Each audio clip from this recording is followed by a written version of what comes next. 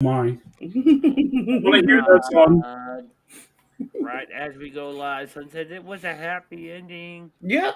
Yes, I did. It's almost like I timed it or something. oh my. I Oh, was telling the boys about our little fight on Discord. It was pretty hilarious. That everybody thought we were fighting. It was pretty funny. You and I could casually talk politics without raising our voices, and people actually think we're fighting. Yeah, It's 'cause exactly. you're Cuban and I'm Southern.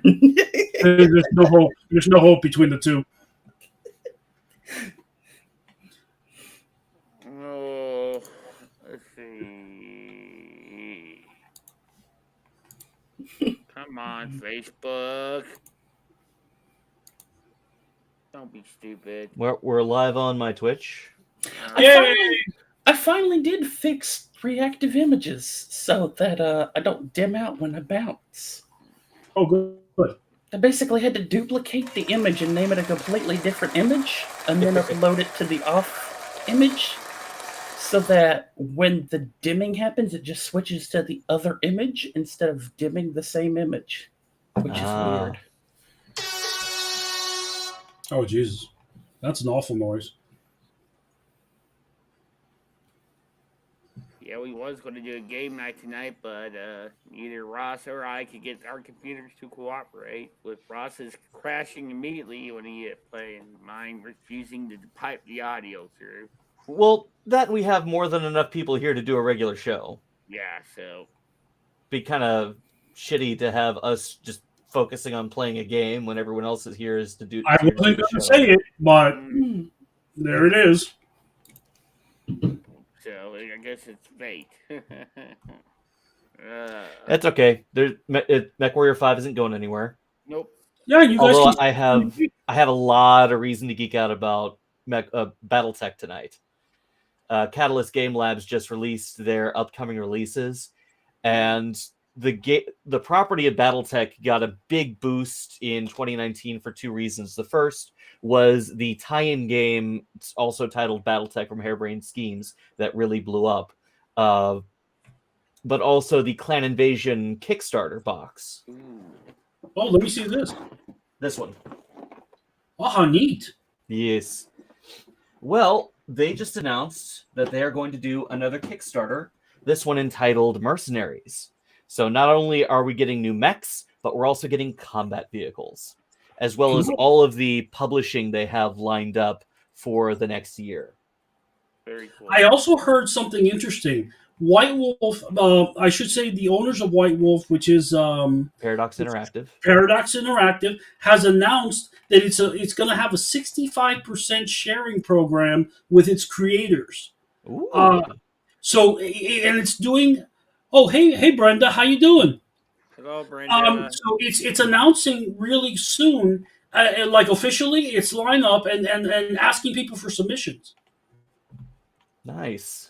I think that's pretty big for the. I mean, that's pretty generous for the gaming field, which is notoriously stingy. Well, I'll say this: it's been a couple of. I mean, it's been several years since Paradox bought the license from CCP. We still don't have a Bloodlines game yet. Well, I think that's coming. I think they raised the money with the battle royale game they released, and I think they proved their concept with the battle royale, so they will get the money to finish the game. I'm predicting it. They have released other games from the World of Darkness as well. Yes. I'm very much looking forward to an eventual either follow-on or remake of Hunter the Reckoning. That was my introduction to World of Darkness. Really? Wow! Yeah. Talk about the gun barrel of the whole universe. And a creator I follow is doing a parody series called Hunter the Parenting. Oh, that's funny. Yeah, it's a 3-episode series where just a wildly dysfunctional family is taking their first foray into the world of being hunters, led by their rather eccentric father figure who swings upon a pendulum between somber and serious hunter to manic and insane. Sounds like all our families, to be honest. I mean, It literally sounds like that Hunter X Spy anime that everybody's in love with right now from Crunchyroll. It's most notable because the characters are essentially transplanted from the permanently on a hiatus. What if the Emperor had text to speech? Oh, really? Yeah, the character, it's the same voice actors. The character archetypes are the same. So it's essentially the same characters, but in a different background entirely. Interesting. The That guy is Biggie funny. actually has a voice and personality, which is probably why they're going so wild and crazy with him. Sure. They did a side story with him a couple weeks ago, and just the weird non sequiturs. I forget what the exact topic was, but at one point he has this big hearty laugh and then says, "I will kill the queen," randomly, and I just started rolling. Yeah, funny stuff. Good stuff. Doesn't permanent hiatus just mean absolute exterminatus? Not necessarily. Fan animations are starting to come back since GW lifted the worst of the restrictions. They said that they admitted they went a little too far and are letting people make fan animations again without fear of Recrimination. Cease and desist letters. Yeah. They haven't told anyone to shut down either. Everyone who stopped creating did so voluntarily instead of being told to. We didn't get an axe in our situation out of this, thank God. Ew. You said yeah, but you're still you still have a company who is extremely overzealous in what they did because it wasn't making them money. They sort of have to be, son, because the material is so it's so delicate and can be taken wrong constantly. Well, at the same time, they did it because they were launching Warhammer Plus, and one of the big draws was their original animations that they were creating, and Yes. they wanted, and they. I like what they did. They went and found the people who did the best stuff, the most popular stuff, and bought them out. Yes, everyone who agreed to. And they made that first step, which I thought was a good one. Pad out their library, but at the same time, much like Star Walker Ranch hired these trooper people. Remember troopers back when they hired them because they were good. But when they finally said, "Hey, no more fan animations," yeah, that soured the community pretty bad. But I'm seeing more and more fan animations out there now. Look. I mean, to be still not. I'm sorry, dear. Go on. Well, I mean, but that's the kind of crux of your argument, Raul. Like, to be fair, it's been the fan community who's been straightening out all the people who are like, it's all Nazis and fascists and right wingers. That's true. It's literally been the fan community because they've been putting out all of that animation and stuff, and you suddenly halt that. Yeah. To be fair. I in my time in the community, I've encountered a lot of weird people. That's beyond compare. I mean, the real deal, fascist Nazis, the whole deal. I mean, sweetie, the furry community's got them all too. I don't even want to know. Does My Little Pony, as we talked about previously on the show. How can My Little Pony be fascist? But apparently. Derpy Boru. Disable content blocker and look at Derpy Boru.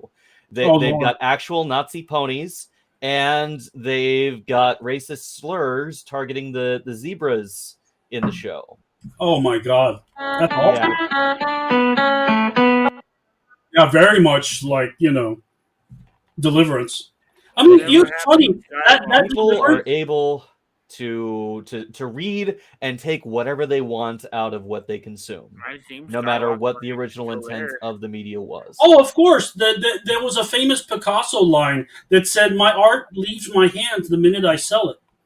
Hello, Augustine. I assume Skywalker Ranch is still there.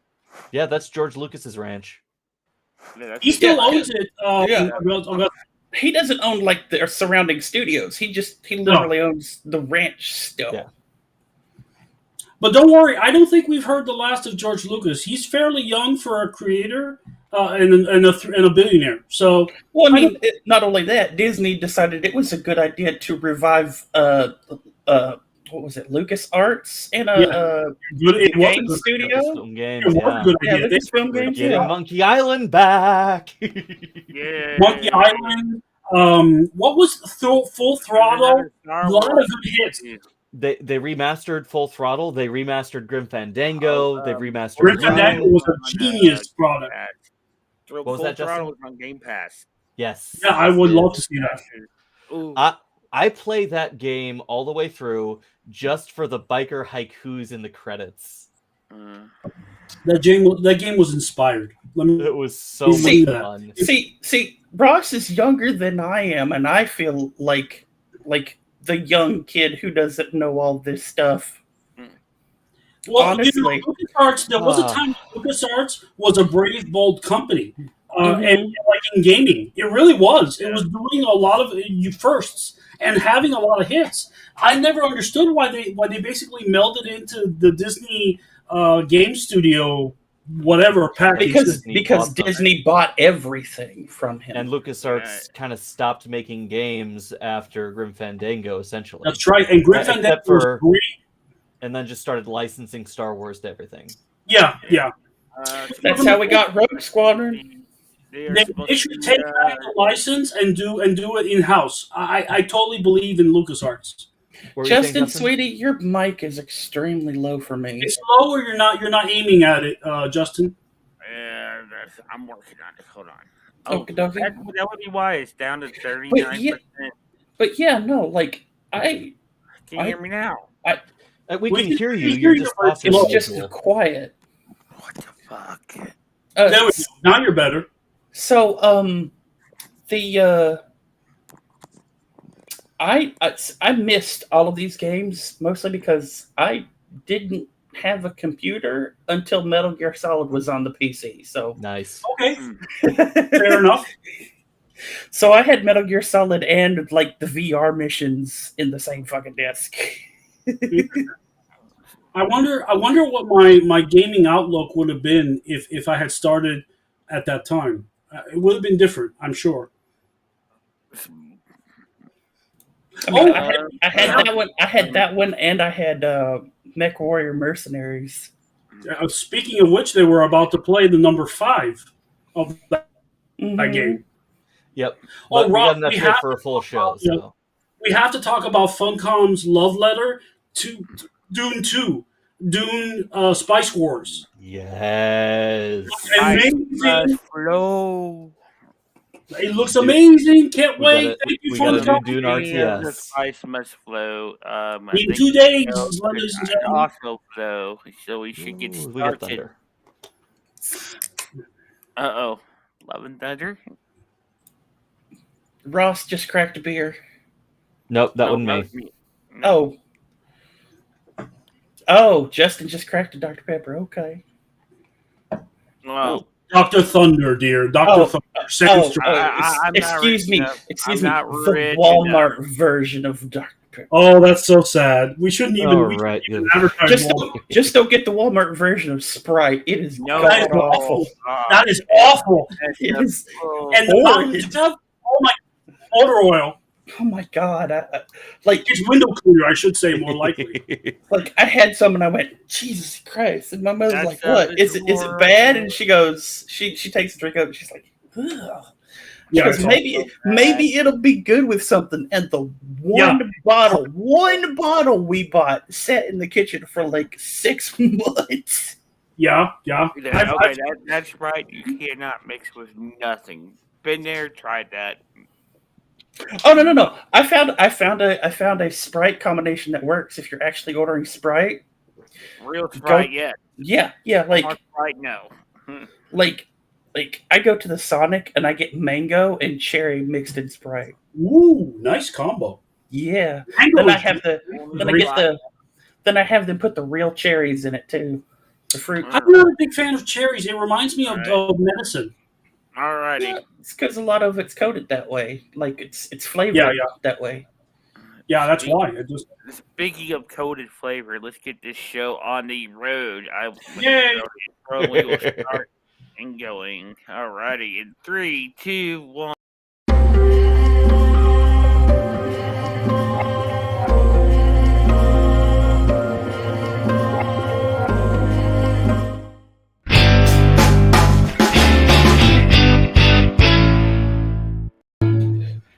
I just realized that my stream has just been showing a black screen this entire time. Give Oh, me sweet. 1 second. Bad Sweet. timing.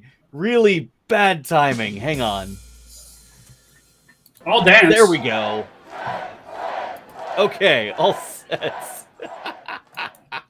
Go fold that. Okay, welcome to the Real Super Geeks podcast on this, the 23rd of April, 2022. My name is Ross, live, love, play, the eyebrows of doom himself. Welcome. I'm glad you're here. Let's geek out. Joining me tonight is my wonderful array of co-hosts. Justin, zoom out if you please. If you please. Where am I? Thank There you. I am. Where'd he Where's go? Justin? Uh-oh, we seem to... Oh, nope, there he is. Oh, we've got Raul that rhymes with Baul. How you doing this week? I'm doing great. I just came in for a trip from Miami. My arm's tired. Oh. Anyway, It's barely terrible. so tired it caused you to lag. It does. It does. Everything causes me to lag. But I'm doing great. I caught up on Moon Knight, so that's the only thing I'll be commenting on tonight. So excuse my silence, folks. All right.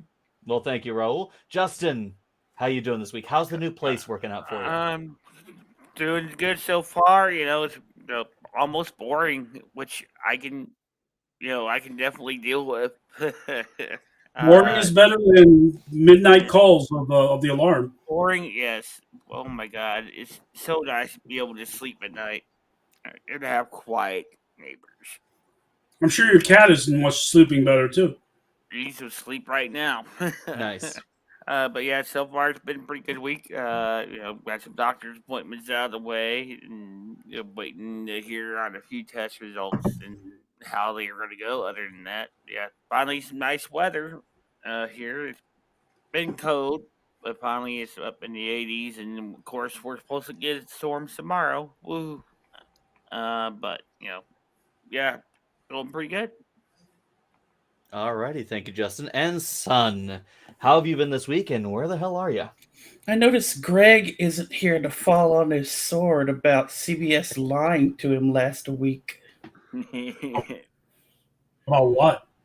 About the time clock thing. I wasn't here. I was thoroughly correct, wasn't I? Mm-hmm. No wonder he's not here. I really didn't think they were going to make it that obvious, but This week's been all over the place, but I mean it's been good. I mean I decided to take a trip back home to 4546B, spend some time with the Ghost Leviathans in the Lost River. And I see you're bouncing correctly this time. Yes. Like I said earlier, I had to take the same image, duplicate it, just rename it a different file, and upload it as the not talking file, so that it wouldn't take the same file and just shut it off when I wasn't talking. Fine. What weirdo kind of update was that? Reactive images, Jesus. All right. Well, I'm glad to have you guys here. I'm doing pretty well. I've got a 4-day weekend because the wife is going to dental surgery on Monday. Oof. And I gotta take care of her and the kiddo. She's gonna be Much prayers for you and the family. Yep, she's getting her wisdom teeth out. So Oh, that's a terrible process. I hate that. I hated Yeah. that when it happened to me. I've whenever gone your funeral twice. comes, we'll make sure it's a good one. I've gone twice, each one for a single tooth, mostly because they come in. Mine have been coming in. impacted. What is the word? Impacted? No, when like they've Converted? come in rotted. Ooh. Oh. So like I had to get one pulled because it chipped and it just started growing and growing and growing. So I had to get that one pulled. The other one was rotting and starting to come in, so I had to get that one pulled. I've got another one in that is like rotted underneath the gum line. So I can literally stick a pick up in it. Oh no, please! So I constantly have to make sure it's clean after I eat. But like, Son, it it's so painful. takes $100 in Novocaine to like shoot me up Jesus. to deaden the nerve before they pull it because I can't even.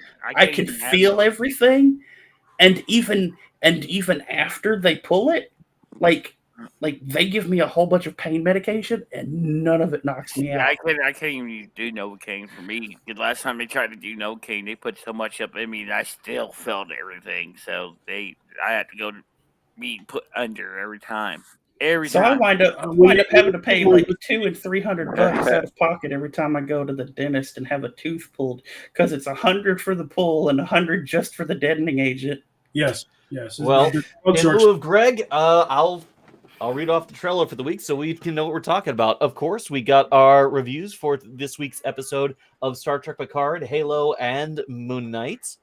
For gaming news, we've got the exclusive Cowabunga collection for the classic TMNT games. Totally rad.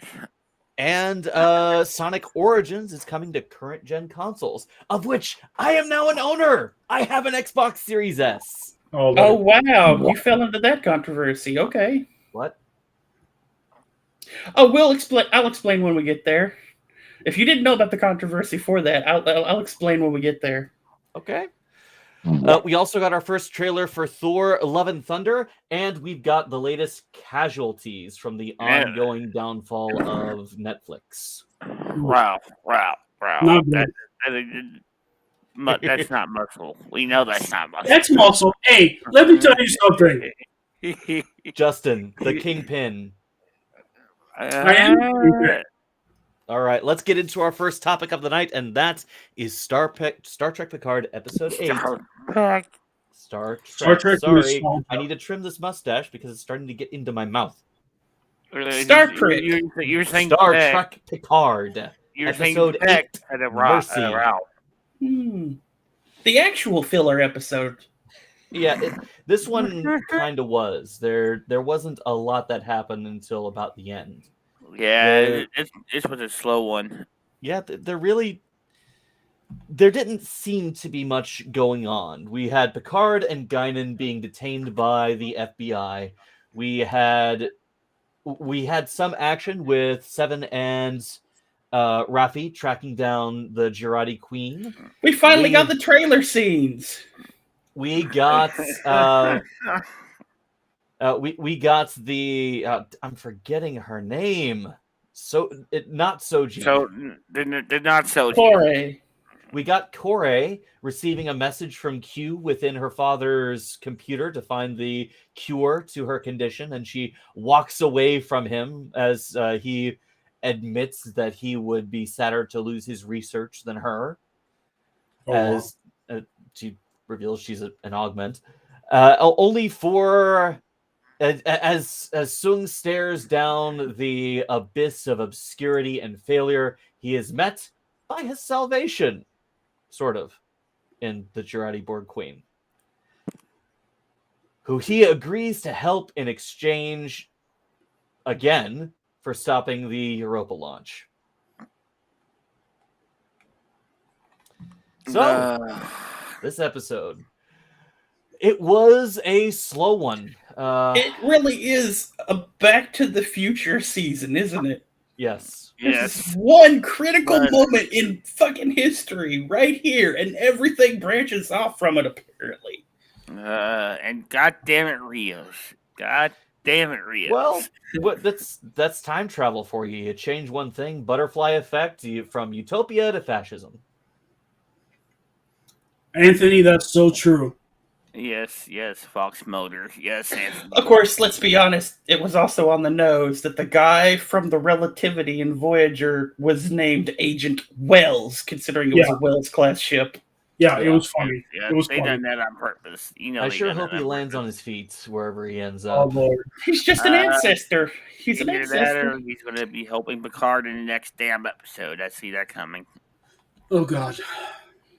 He's an ancestor of the guy on the Wells. I like to name this episode the AARP versus the FBI because they arrest Picard and Guinan, probably the two oldest bastards in the fucking universe.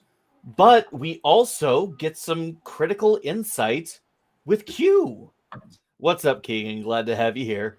That we confirmed that he is dying. We all guessed that happening. I mean, Yes, we guessed it, but George, now it's confirmed. So the moment he has this conversation with Guinan, I realized we were all making a huge mistake with our what ifs and what will happens. And I have a brand new theory about the entire season altogether. Let's hear it. So, Q's not a liar. No, he is not. Q did not bring him here on this journey. The explosion that the Prime Borg Queen caused in whatever the hell future that was, that shifted Picard to begin with, which I theorized from the beginning. The Q we've been dealing with the whole time is the other timeline's Q, who's dying. Yes. see, I had thought. I had thought because if something went back and Picard done something that broke time, that means they never met, and from Mission to Farpoint, they never had his redemption arc where he got his powers back after Continuum stripped him. So that would pretty much kill Q. But this In also a way, means that. because it would erase him from the timeline. But this also means something very, very different. The Confederation timeline that we went into wasn't just a different timeline. It's an entirely different universe. I still think it's a different time. Because remember, the Q as a race can manipulate time within their own universe Yes. and not be affected. And this Q is. Yeah, but We have to be in a different universe. no, it's not a different universe. It's a different timeline. They made that very clear. That it was a different timeline. It was a timeline of what if something didn't happen? Because they made that clear from the get-go. They're going back to correct. It's like First Contact. They're going back to correct a change.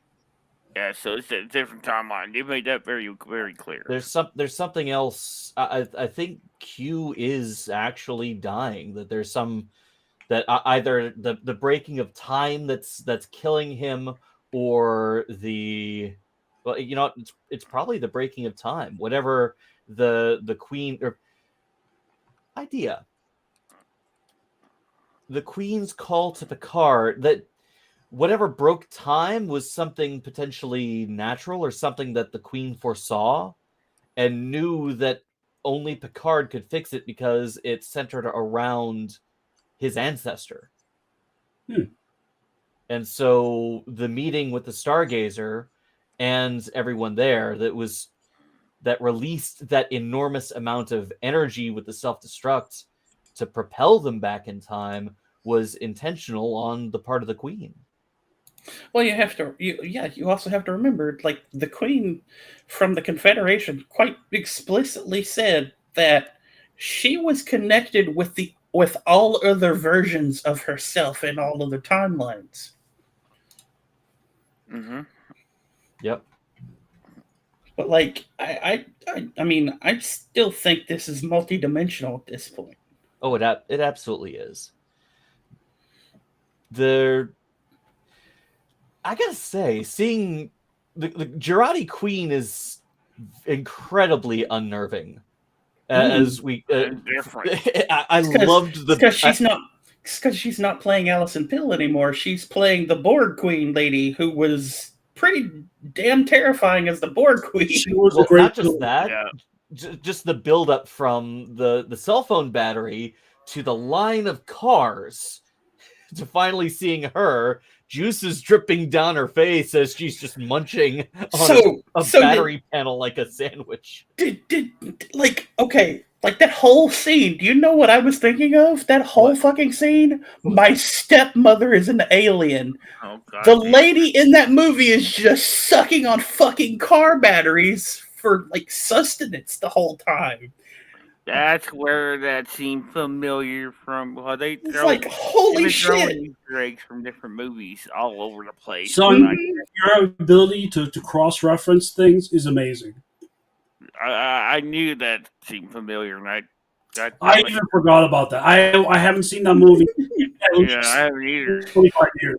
Well, you know what? You know what? Screw it. Next week I'll show my stepmother is an alien then. I think you should. Nice. You better show up for the Saturday Oh, matinee. I will. No worries. And we Oh, also gotta admit, Allison Pill really pulls off the cocktail dress and combat boots combo. Yes. Yeah, a lot of women can. They just are afraid to try. Femininity with a bit of a boot in it. And we also got some continued tension between Seven and Rafi as they are kind of exploring themselves and where they fit with each other in this dystopian future. Especially the Seven questioning who she is without her Borg experience. Well, Who her is she implants. without her with what few implants she had left. Well, that's actually the weird thing, you know. It's like that whole back and forth was. it's like it was a filler conversation. No, it was weird because like. Seven of Nine has been so inconsistently misused. It's unreal. This episode, one every time there's a Borg thing, everybody turns to Seven and she's like, "What? I'm not fucking Borg." And then like other times there are moments where like a thing happens and she goes, "I'm Borg. I know how to deal with this." And it's like, make up your fucking mind what you want to do with Seven, please. And then in the middle of all of this, we know that there's like a Rafi and Seven love thing that went on. And now they're like two ex-lovers having to work together. And like Rafi literally tells Seven the equivalent of, well, just PTSD up. Do whatever it is that I do when I turn all PTSD and obsessive and shit as a Borg, because that's what you do, Seven. You're a Borg. That came across very, very awkward to me from the get-go. Well, I will say that conversation that you were mentioning, Ross, about her losing her implants is almost anti-transhuman. And I don't mean transhuman in our modern way. I mean transhumanism as the philosophy. Because we're rushing towards a future that we're more and more robotic and more implant based, but it seems that this is kind of a throwback. You and I are the basic expression of that. Yeah, well, right here, exactly. This is the beginning, and there's going to be more. I mean, hello. Justin is slightly more advanced. Justin is slightly above us in that category. But I mean, look, I'm being serious here. What if people reject these just like people reject glasses and you know they need them and they start driving? What happens? It's awful, and it's kind of a conversation that we need to have in public. I find it very bold. I don't find it a filler, to be honest.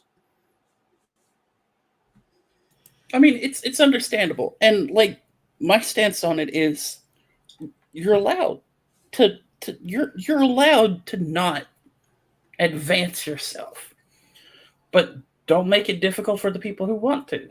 Absolutely. And then the Borg show up and make you get advanced. Yeah, their idea that progress cannot be stopped no matter what, and not by your own choice. And that's as frightening as any other aspect of the Borg, being more militaristic, being more advanced, being more absorbing.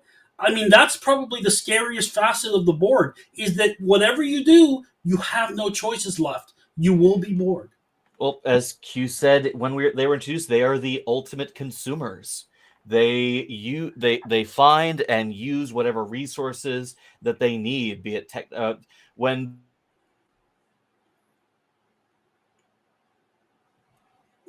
we lost Ross. Or did we just lose me? Oopsie doodle.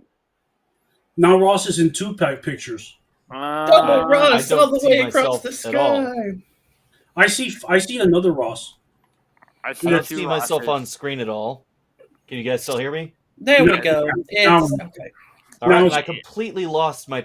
The Borg are ultimate users. Mhm. They consume whatever resources they need. When we first met them, they didn't need organics. They were only interested in technology. But And when we met, culture. Remember, that was their big line.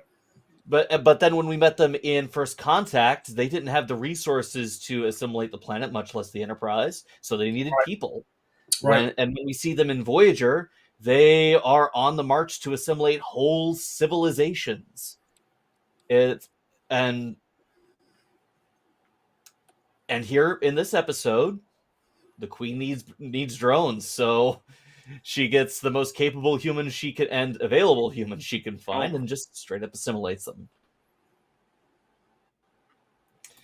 And that's going to be fun because right now the only people on La Serena who can protect the ship is Rios, the Doctor, and her kid.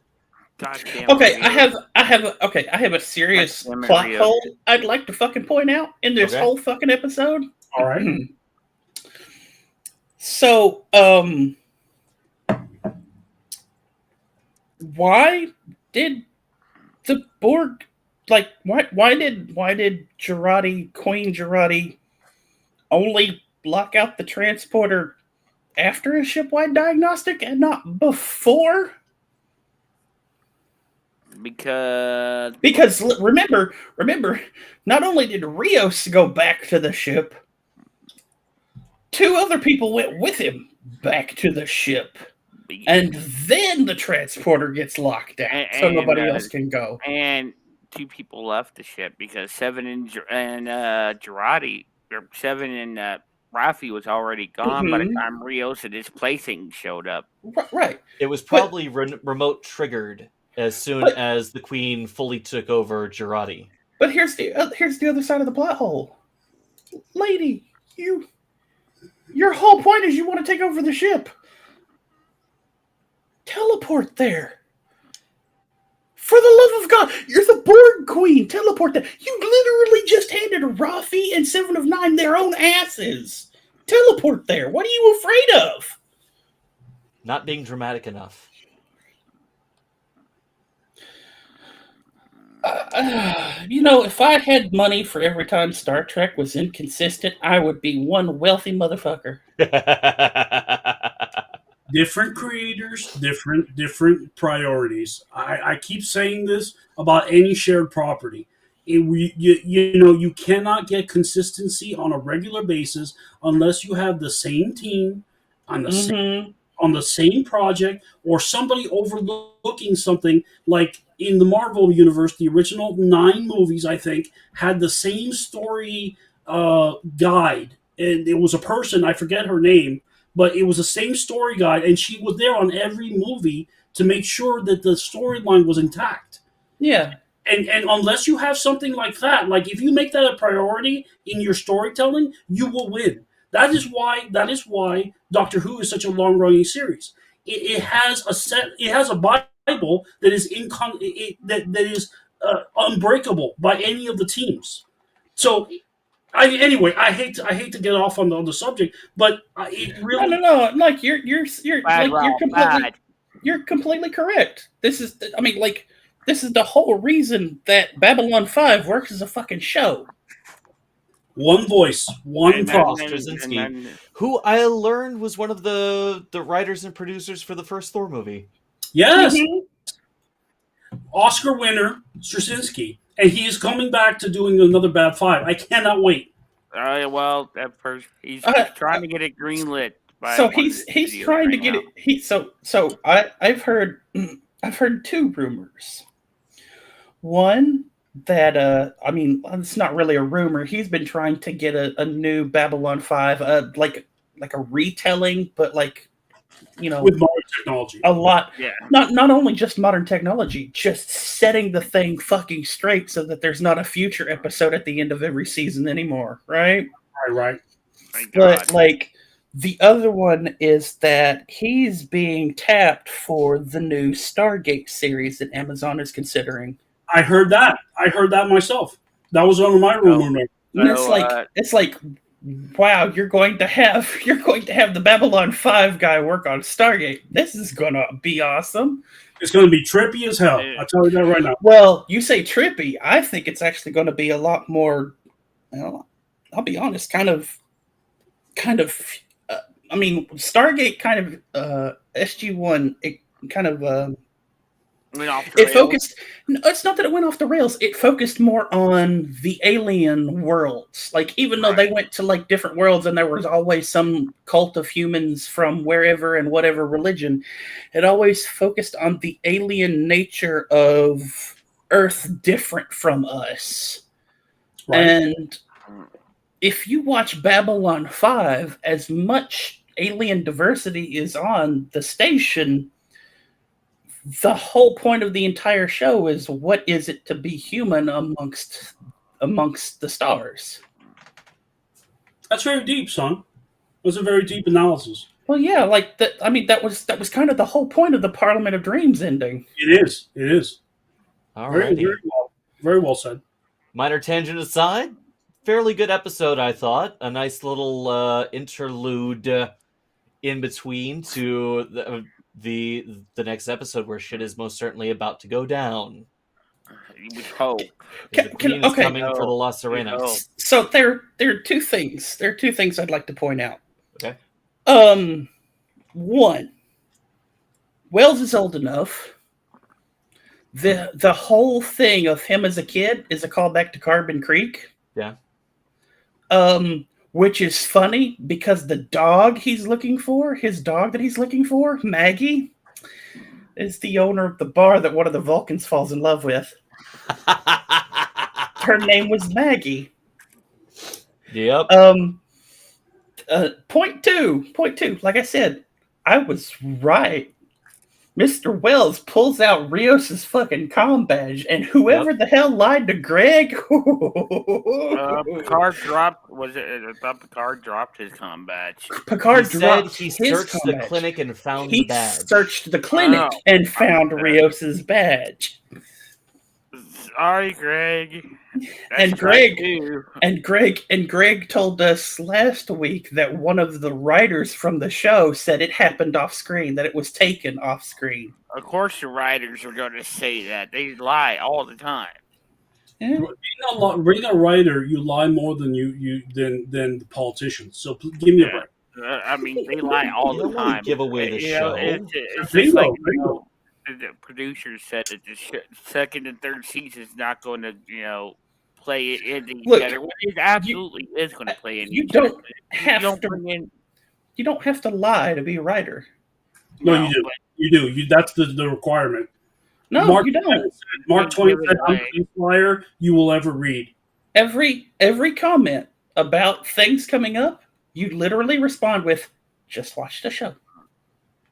Yeah, but that's boring. All right, let's wrap up our discussion on Picard, Yeah, let's move on. and let's move into our discussion on Halo. Now, before I get into the synopsis, there's something that I did want to address, and I haven't been cagey or quiet about my misgivings about the direction of the show and how much it deviates from the source material. And I was talking with someone, one of my coworkers and friends this week, about Halo and how it's deviated, and it dawned on me that telling the story like it has, and presenting the story like it is, telling both the backstory and the current story at the same time, giving us the insight into where the Spartans came from, what kind of organization the UNSC is, the insurrectionists, at the same time as the Human Covenant War, and building up towards Halo, isn't something you do for people who already know the property, who are familiar with the games, who are familiar with the books. They're telling a story for new viewers, people who don't know what Halo is, who haven't played the games, who haven't read the books. It's a smart approach. They're telling a story for the new viewer, which is pretty smart, but also can and has potentially alienated some of the people who are more familiar with the show and were expecting something along their own expectations. But that's a matter of taste. If you don't like it, that's fine. That doesn't make the show bad. It just means it doesn't match with your expectations. We see it in I Trek. think it was the same approach that cowboy fans took to Dances with Wolves, where the cowboys were not the good guys. And I honestly think that it's an expectation that sci-fi fans have to lose. We are supposed to be more adaptable, and seeing things in a new light is perfect. That's what we do sci-fi for. And it led to a couple interesting discussions, including a discussion on statistics on how something like Rotten Tomatoes viewer scores isn't an accurate reflection of the actual audience because it's a voluntary survey instead of a more general one. But that's not here nor there. Rotten Tomatoes constantly retracts their own scores with Rotten Tomatoes was wrong. We were wrong. Let's get it, but that's just something that was on my mind that I had an interesting discussion about, and I wanted to share with you guys that realization and thinking of it that way, considering that that point of view makes me forgive the show some of the things that I was most uncomfortable with. But also to forgive the people who don't like it as well. Yes, you got to remember. For as much as we talk about being sci-fi nerds and role and understanding and changing and adapting to stuff like that, you got to remember, Halo was a video game. Video game people aren't necessarily sci-fi people. True. Very true. Very true. So they have an expectation wholly different than the adaptability of sci-fi nerds. So. Yes. I'm just saying for our audience who might be a little uncomfortable with the ideas presented in Halo, I think that they would call themselves sci-fi nerds. Shout out if you're not. Tell me if you're a sports fan. But I mean, I think it's really telling for a lot of stuff that, like, the people who when we talk about like sci-fi and stuff, and we talk about sci-fi nerds and sci-fi series where humans are always the underdog in like an Independence Day situation. How many of those people came out and said it was absolutely atrocious and not like us at all because Avatar the movie happened? Yeah. In which humans were literally the bad guys. Let's not go with Avatar. Let's not go to Avatar. Well, Avatar was Dances with Wolves in Space.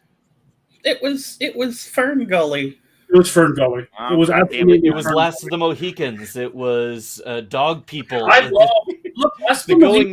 It was going native in space. Yes, I mean, Last of the Mohicans was fantastic. That's the difference. The people complaining about Halo, separate from video game. Since when has a video game adaptation movie been exactly like the video game? I mean, come on now. Yeah, video game? Never. Mortal Kombat. I think Board game? Clue. Or, God damn it. I will never get over the fact that Robot Chicken did a parody about movies adapting board games because they ran out of ideas. What happened 5 years later? Motherfucking Battleship. Yeah, and what happened in Battleship? They tried to be serious about a board game, and what happened in Clue? It was a fucking raucous comedy. It even has a Scooby-Doo chase scene at the end. Anyway. Well, it's still better than Battleship. Shut up. Well, it was always better than Battleship. Halo. Still better than Battleship. So my approach to Halo, Ross, is we watch it and we see a different side of something. And we should always be approaching that. Regular people, son, I feel should be more open-minded about their entertainment, just to experience life in a different shell. Well, see, the people that are complaining about it aren't the regular people. It's people that were Halo fans of the video game. The regular people are coming into Halo, and they're loving it because it's something different, and they don't know the backstory of Halo. And the people who are upset are those people with the expectations from the gaming space, not necessarily the sci-fi people. It's kind of like the new Star Trek situation where you have the new Star Trek, where you have new fans that are coming in, loving the new shows, no problem, but you have older fans who absolutely fucking hated it and wanted to die. Let's Well- get into the talk about the episode now. Yes. we're way off track. Fine. So in this episode, the UNSC descends upon John's home planet, where this with the second artifact has been found. John is struggling with his emotions, reconciling it with the memories that he's uncovering, and he confides with Captain Keyes, who he thinks he can trust. But he cannot, because Keyes was in on it the whole time. He was the military side of the Spartan program, even though Halsey is the person in charge. And things seem to be spiraling out of control on the part of Dr. Halsey.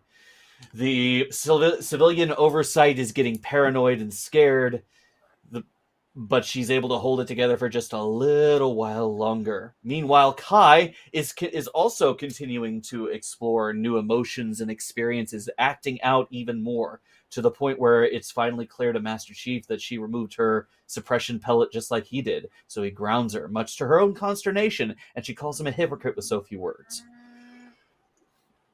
Meanwhile, the Blessed One on Madrigal finds a way, is there as John touches the artifact for a second time to find the rest of his memories, and enables them to track where it is, and they launch their ship to find it.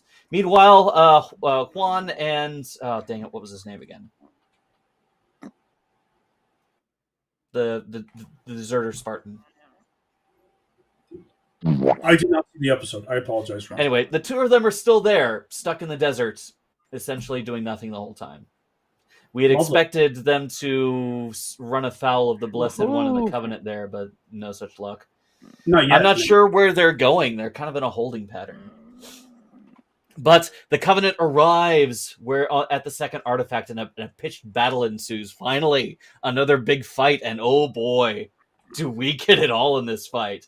It's not just the Sangheili this time. We got Ungagoi. We've got the Sanshayun. We got Brutes. We got a Brute. And holy shit, did they do a good Brute. We got a Needler. And we got the Needler. Yes, we got the Needler. Got the Needler. We got 3 Spartans and a Warthog. We got all the best moments that you could transplant from the game.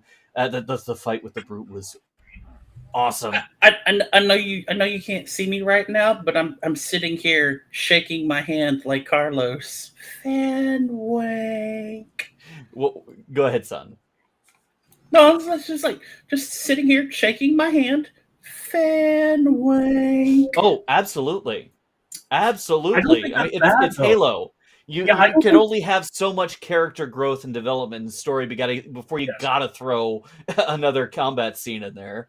There is a larger human covenant war going on that they've got to represent at some point. Of course. For the deeper fans of any property, you got to have a little fan wank. I wasn't as big a fan of it as George was, but I know that it has to happen. But that's the thing. George has been on the money consistently, even after death, about his fan From wank. beyond the grave. Yeah, It makes me wonder if Paramount's been watching the fucking show. I mean, you know, George called the Halo show before the Halo show was a He thing. So he said they were eventually going to do a Halo show. Well, we get 2 major moments during the battle. We've got Kai, who has not been in combat with the full range of emotions and is paralyzed at all of the suffering and death around her. Having seen it so many times before, but she's been behind that dull and shield of the dampener, and she goes down. Chief Caesar goes down and is also overcome by emotions, feeling a need to save his squad mate, and leaves the artifact to the other 2 from his squad to go save Kai, only to watch her fall, and he just beats the ever-loving shit out of the elites, curb stomping him after so much time. The Covenant recover the artifact, and then in a final curious moment, fire the Blessed One to the ship. or to the surface where she is recovered by the chief. What is her angle? I think she's going to lead the Covenant to Reach and to the other artifacts. One, right? So, Yeah. I mean, Well, I mean, like that would make sense. You lead your enemy to your holy weapon, and then you curb stomp them while they're like not at full strength at the weapon they just delivered you to. yeah, pretty much. And we also got a bizarre moment of humanity from Halsey when she went to rescue Miranda. I'm sorry, I don't care. I don't care if it's Halo or if it's Mass Effect. Nobody should rescue a Miranda. Oh Lord.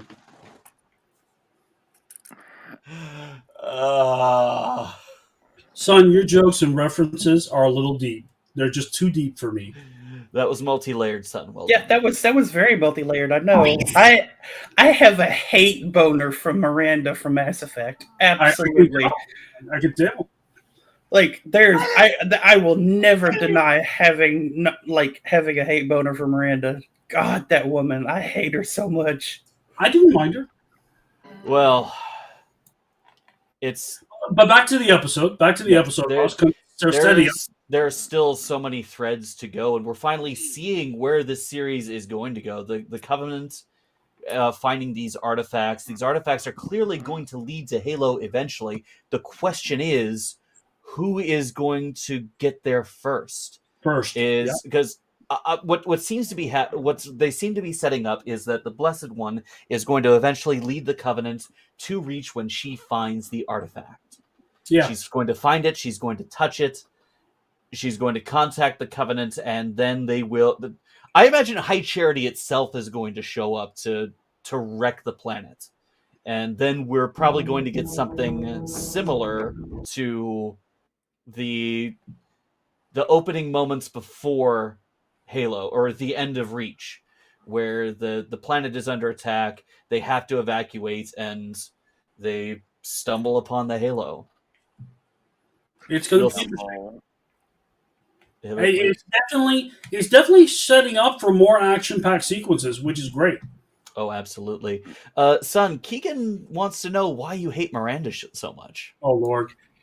Like, okay, so why did you do that? So, okay, keep it brief if you can, please. I've only ever played the second game. And within the first 5 minutes of playing the game, the dude who's literally done nothing to backstab me is shot in the back of the head by Miranda, who's like, he was going to betray you. Like, let him do it then. Then I can kill him. I'm Commander fucking Shepard, apparently. Yeah, but a lot. Some people look. We'll talk about thought crime in the next segment with Moon Knight, because his enemy is basically empowered by the god of thought crime, and why it's bad. That's bad. Let's talk about Halo, son. Why don't you share your thoughts on the episode? Oh, you don't watch it. Never mind. Yeah, forgot. I've been watching. Justin. Well, I thought it was a good episode. It was a little bit. I felt a little bit fillery for me, but I mean, otherwise, I'm enjoying this series so far. I'll have a more, complete review of it probably. How many more episodes do we have? It's a 10-episode season, I think. We're about halfway through. So yeah, I just don't really have too much on it right now because I'm still trying to get used to this story. Because I was a Halo fan, back in the day, and I played through all the games. I know the backstory, so this version of it, it's all right. I'm still getting kind of used to how it plays out. I have to interject just a moment, Justin. Was a fan? Well, I was a fan up until 5. 5 was. So you haven't played Infinite yet? I have played Infinite some. I'm I haven't really gone through a whole lot of it. I mean, I do have it downloaded and installed. I've been checking it out, but I've been playing MechWarrior more lately, so I haven't gotten to Infinite yet, but I have kind of toyed around with it. It seems like it's going to be okay, but it's more like a I don't know. Infinite feels more like a battle royale type of thing with multiplayer than single. I The haven't done a campaign's single pretty player good, campaign. and the story they tell is pretty interesting, if a little oddly laid out, dealing with the consequences from 5. God, 5. Yeah, I know. Ugh. Raul, what did you think of the episode? I did not see it. I didn't have time. That's right. I was on a flight and most of the week. Okay. Okay, Well, then. I guess we'll keep that short then, and lead on to Moon Knight. So this is the one I've missed out on. So I will step out for a moment. You guys Well, have fun geeking out. I mean, who all watched it this week? Was it just you, Raul? Son, did you watch it? No, I tried picking up through the second half of that first episode and didn't even get 5 more minutes, and like, God, I'm really bored. Fair enough. I'm just too fucking bored. Like, I guess I'm still burnt out on all the superhero shit. It's just like, God, I'm bored. He's not much of a superhero, to be completely honest. He's extremely dark. It reminds me of The Shadow, what they're trying to create. Well, I mean, yeah, but I've had more excitement watching Frank Castle be the Punisher than I have been watching Moon Knight. Moon Knight gets better as you go on, dear. I hate to say that. It sounds like a cop out, but let me talk about the episode then. Okay. So in this episode, um, the one of the personalities, I won't mention which one, so that way people are still surprised. But well, I should say it. Stephen, yes, thank you, Justin. Stephen is with Mark Spector's wife, Leia, who they are in the desert looking for a tomb, very special tomb. They find their brief conflict with mercenaries. No, he's not Batman. Justin, stop it. You know why he's not Batman? Because he's not white. He's not a white billionaire, and that's why I hate that comparison. He's just ridiculous. But anyway, point being, they find a tomb after much consternation and the abandonment of Khonshu right in the beginning of the last part of episode. I believe it was 4 or 3. I can't remember now. But Khonshu abandons them, or gets destroyed, or gets binded by imprisoned. He's imprisoned by some force. We don't know exactly. By the gods. Well, I don't want to say it, but yeah, okay, fine. So he's bound, and so Mark Spector and Steven are on their own. They had an absolutely bonkers episode where they are inside their own psychic mind. And at the end of the episode, which I think is quite telling, Moon Knight is the first mentally disabled superhero that we've ever seen on film. And I think that's fascinating because having dealt with schizophrenia in my family, it's very real, and it's those issues you see explored on a fantasy scale. You can talk about many issues about that with it, and there's another thought I had is they introduced the body of Alexander as the last pharaoh that was Egyptian, but he's not. Ptolemy is the last pharaoh that was Macedonian. Ptolemy was one of Alexander's generals that took over the area of Egypt because it was the richest. Right. But we got to remember, this is in its own universe. So this is in its own universe, but I have a feeling we'll see a Ptolemy pharaoh before we're done with this, because they just mentioned Alexander and they showed him, so we'll see a Ptolemy. Trust me. I mean, this is like a lot of people are saying. This is pretty closely on the comic books. Like it's following the comic books rather like rather Well, tightly. I think I posted last week the run of the comic books that this is based on. It's a 2006 to 2009 Moon Knight series, and there's different tellings of Moon Knight, and each of them have a different approach. This is the approach that they took on this Moon Knight run, and this is what the series is based on. Supposedly, if each year was one season, we'll have 3 seasons. So if everything goes well. Well, as far as Alright. I'm aware, we're only getting one season. Yeah, we're only getting the one season of with the actor that is currently playing Moon Knight. Because he So didn't sign on for like and, continuing the series yeah, or well, transferring over to like the Marvel Cinematic Universe. yeah. So Moon Knight's also known for having different hosts. So I honestly think that the acting in Moon Knight and the presentation, the story maturity is so high. I would say that this is my favorite Marvel series movie project. hmm, well, that's good. Yeah, I enjoyed the episode. I thought it was pretty good. Overall. But yeah. Let's go ahead and hey Ross. Ross, come back. Magically come back and appear. Hold on. Let's see if I can make him magically appear like Leprechaun. No, I mean he Okay. turned his mic off. He turned his mic off. We have to message him. He turned his mic off and his video off, so you can't just like make him reappear. But like at this, like I will say one thing. I finally saw the trailer. I don't know if we talked about this last week or not. I finally saw a trailer for Doctor Strange and the Multiverse of Madness. Oh, let's wait. Let's wait when we're talking about trailers at the end, son. Mhm. I think it'll be a good segue. Okay. Oh, there's one thing I'd like to mention about Leia, the protagonist, Mark Spector's wife.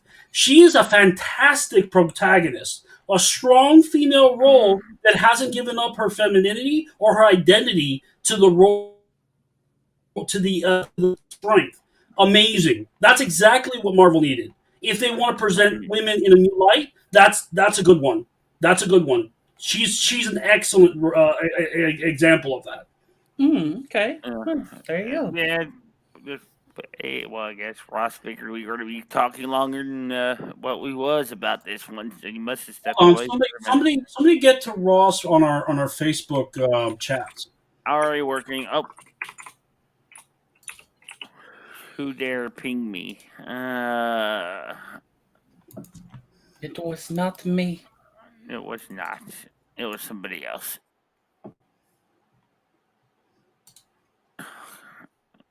And production chat. I mean, you're hitting him up in production chat. I'm literally just typing in his Twitch, going, "Hey Ross, we're done." Oh Lord, Ross. Look Come at back Greg. here, Ross, man. Ross is interested in the series, so I understand him just like wholly stepping out, like Yeah. completely. And Ross, when you're done watching it, please contact me. We'll talk.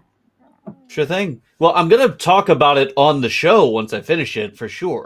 Good. But Well, I'm you're more already done on invested topic, when it Greg. comes to shows that that I want to watch an episode at a time. Things like Picard and Halo, just the Star Trek shows in general. I'm highly invested in. Something like Moon Knight that I'm less invested in. I can wait for a little while. I will say Alright. something non-spoilery, Ross. This, because of the acting, the presentation, the story maturity, is my favorite Marvel project by far. Yeah, I mean, I'm not going to go that far quite yet, but That's I mean, fine. I'm interested. It's got me interested. You know, in watching it. Do I watch it immediately when it comes out? Not usually. It's usually like after I watch Picard and Halo for the week. And Stretch 1, 2. Nope, squats. Thanks, Squat. It must have been Greg. Yep, Must it was be great. Greg. He says Of hi. course. I think Greg just wanted to see Ross's chest. To be Yeah, honest, he just likes to look at Ross's butt. it's his crotch really when he thrusts forward. Well, Mhm. if that's the case, Oh my! And we're Oh yeah, baby got back. No, we're not banned on Twitch. Come I'm on. kidding. If anything, we're getting new viewers. Freaking, We could do an ASMR episode. we would Then get we- more views if I were doing that in, say, a hot tub and a Speedo. No. You don't need I don't anything.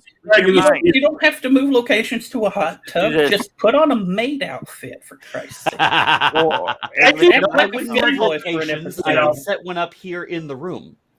look, you lick your microphone, and then Ryle can get up and dance around and in his underwear. That and would be microphone perfect. shocks me anytime I put my lips on it. I will not be doing anything of the sort. So, I mean, I'll be honest, Ross. You don't have to move a hot tub down there. All you have to do is take down your washing machine for your little figurines and just start it up.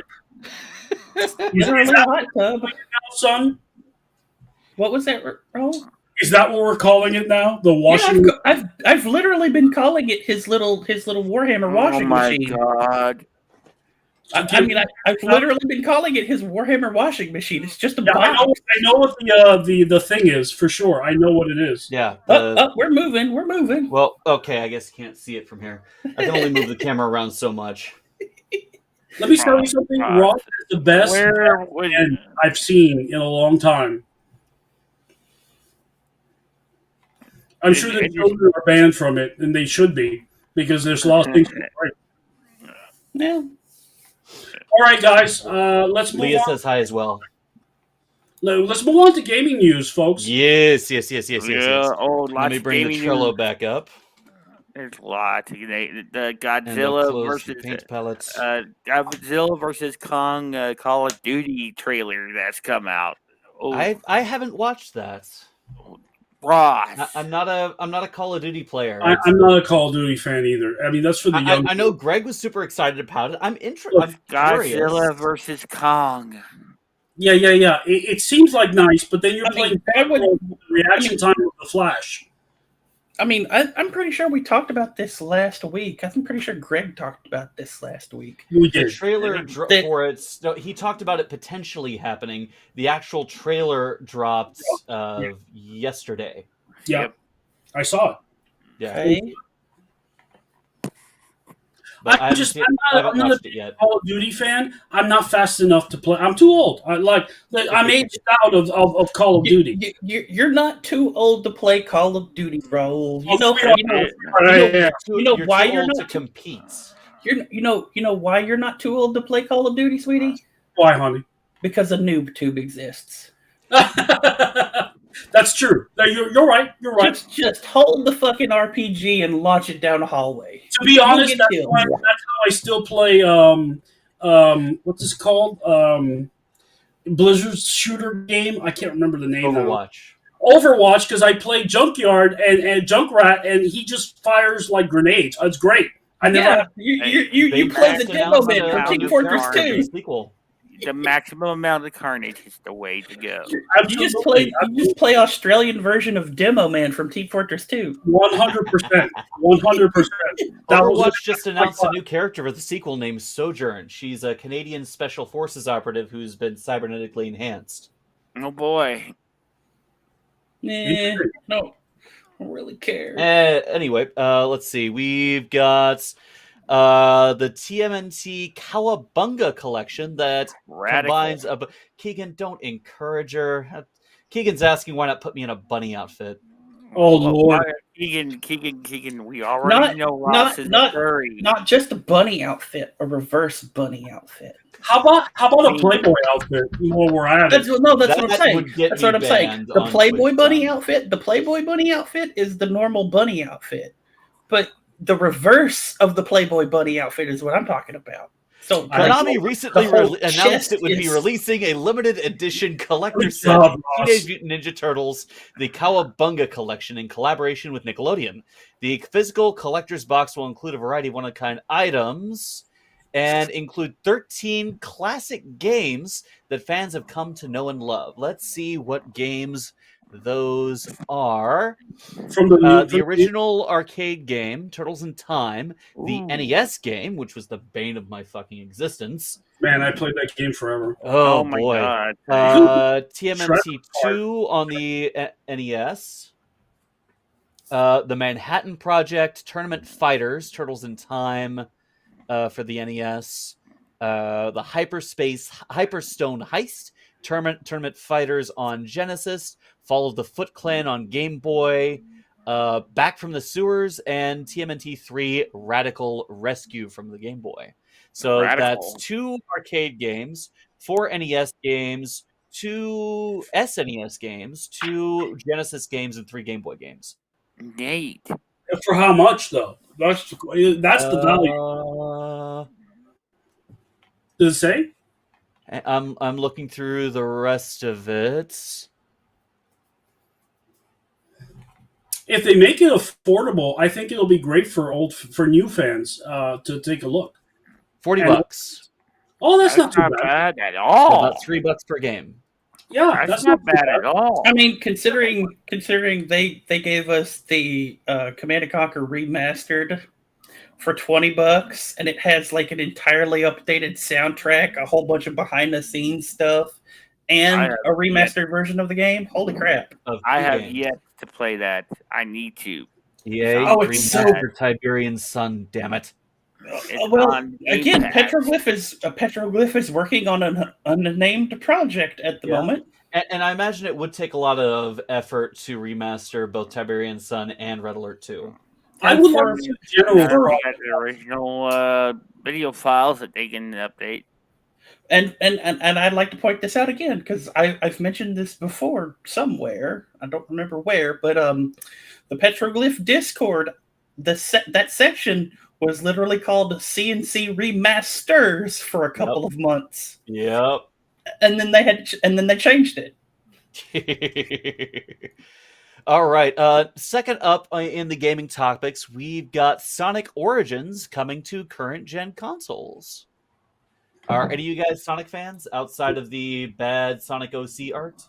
I'm a Sonic fan. I didn't see my console gaming did not start with Nintendo. I wanted Nintendo, but I got the cooler game. I got the cooler console. I got the Game Gear before I ever got my hands on a Nintendo. I had one like a Game Boy or anything, which is like it's like once you get the Game Gear before you even get a Game Boy, it's like, dude, I can't play a Nintendo Game Boy. What are you talking about? This thing is pixelated and not even in color. What the? It was a step down. You can't even play it in the dark. But yeah, no, like I'm a pretty good Sonic fan. So this interested me, and then I realized there was a whole bunch of mess going on with Sega. Oops. There it is. Thank you, Justin. You blinded us. It's fine. Well, okay, so what's with the? Did they put Sonic in Super Smash Brothers? Yes, they did. Yes, okay. Well, Sonic wasn't aware of that. Sonic and Mario have done a bunch of different collaborations. Yeah, I know they did. The expanded Nintendo Online service includes a large Sega Genesis collection. Oh, well, there you go. But yeah, no, this Origins collection kind of mired itself into we tried to be Ubisoft and EA controversy. Yeah, so this Origins collection is like the first 4 games in the Sonic franchise, and yet for some strange reason they decided that they're going to chop off a whole bunch of remastered stuff and sell it as DLC down the line.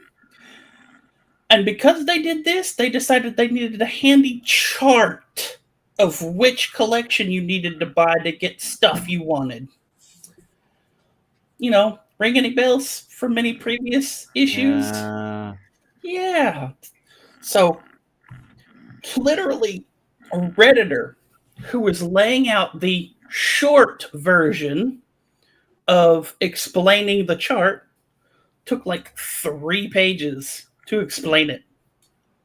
Like, it's a huge fucking document. Like, they basically chopped up a whole bunch of remaster stuff to sell as DLC. And I mean, like, some of it is day one DLC stuff. Some of it is pre-order only, which obviously. And then they have a collector's edition, which is supposed to be all of it except the pre-order stuff. So you have to pre-order the collector's edition to get every fucking thing. And yet at the same time, why does a game of 4 games from over 20 years ago need a premium currency? Money. Because like the pre-order, if I remember the chart correctly, the pre-order bonus comes with a premium currency for the game. What's the point of a premium currency? Money. So into NFTs now. I mean, because look, I don't understand. If I'm buying the remastered collection, what is there to lock off? Are you locking off the 4 games? And I have to buy access to the games if I want to play them early? Well, let's see. The collection releases on the 23rd of June for the PS5, for Xbox Series X and S, Xbox One, Switch, and PC. Available for pre-order on Origin. The digital standard edition is $40. Digital deluxe is $44.99, with the premium and classic sound pack for $4. Not going to be my purchase. I'm not a huge Sega fan. We'll see. I already have them all. Apparently, Sonic is currently the most popular video game character, even behind Mario at the moment. Yeah, Greg said that one last week. Yeah. Thank you, Sonic 2. I'm looking. I need to watch the first movie, and I'm looking forward to the new one. Looks like haven't fun. watched the first one yet. Okay, so the first one is actually on Paramount Plus. You can go and watch it. Yes. The second one, I've had a lot of people come from the first one who are fans of the Sonic franchise, come from the first one and go to the second, have gone to the second one and have been like, well, that was weird, but it's not like, that doesn't tell me if it was good or bad. It was weird. I've watched the second one. But is it good or is it bad? It's good. What weird? See? But it's good in a weird way. It's not like weird bad, but it's weird. It's like I'm watching the new Star Wars. Well, God, this is weird. Is it good or is it bad? Well, I mean, it's good, weird. It's good weird. Weird as in surreal, or weird as something else. Weird as in I mean, okay. We all know how the Sonic storyline goes. It's weird on how they present it a little bit. I mean, we've already. Well, I don't know. Is this going to be spoilers for you, Ross? Probably, maybe. Yeah, probably. Yeah, let's let Ross watch one, and then we'll circle back to this. Okay, all right, let's get this isn't spoilers so much as them trying to make an explanation for the movie making sense. Yeah. The idea of the zones in Sonic are a point of, in the movie, they make a point of it being that the little rings that Sonic collects all the time, he can throw them and they open a portal into the different zones. I saw that in the trailer. Yeah. So I'm wondering if this is going to be a zone hopping movie and then showing off the zones is what's going. People are going, well, that was weird. Okay. Sonic lore is very weird, so if the movie is weird, I get it. It feels good if it's weird. I remember playing Sonic as a kid and thinking, this is a little weird. Video games are inherently weird. I mean, to be perfectly honest, the opening of the first Sonic movie saw a familiar race of characters doing certain things, and it shouldn't be a surprise when other of those characters show up in the second movie. Alrighty. Well, let's move on to our entertainment news topics of the week. First off, we got our teaser for Thor: Love and Thunder. Best trailer I've seen all for a months. We've got pop music, we got the Guardians of the Galaxy, we got Thor, just living his life, living his best life. Living the best life, sir. Living the best life. Touring the galaxy, upstaging Star-Lord every chance he can get. We see Valkyrie on the throne of New Asgard. Mhm. We see Greek gods apparently, Yes. and the biggest moment of them all in this trailer: Natalie a reforged Mjolnir in the hands of Jane Foster, the Yay! new mighty Thor, Played by a buff Natalie Portman. a very buff Natalie Portman. I would not want to piss I her off. was so hoping you were going to say Jane Fonda. Why? Natalie Portman. No. You said the other guy. The name of the character holding Mjolnir. Jane Foster.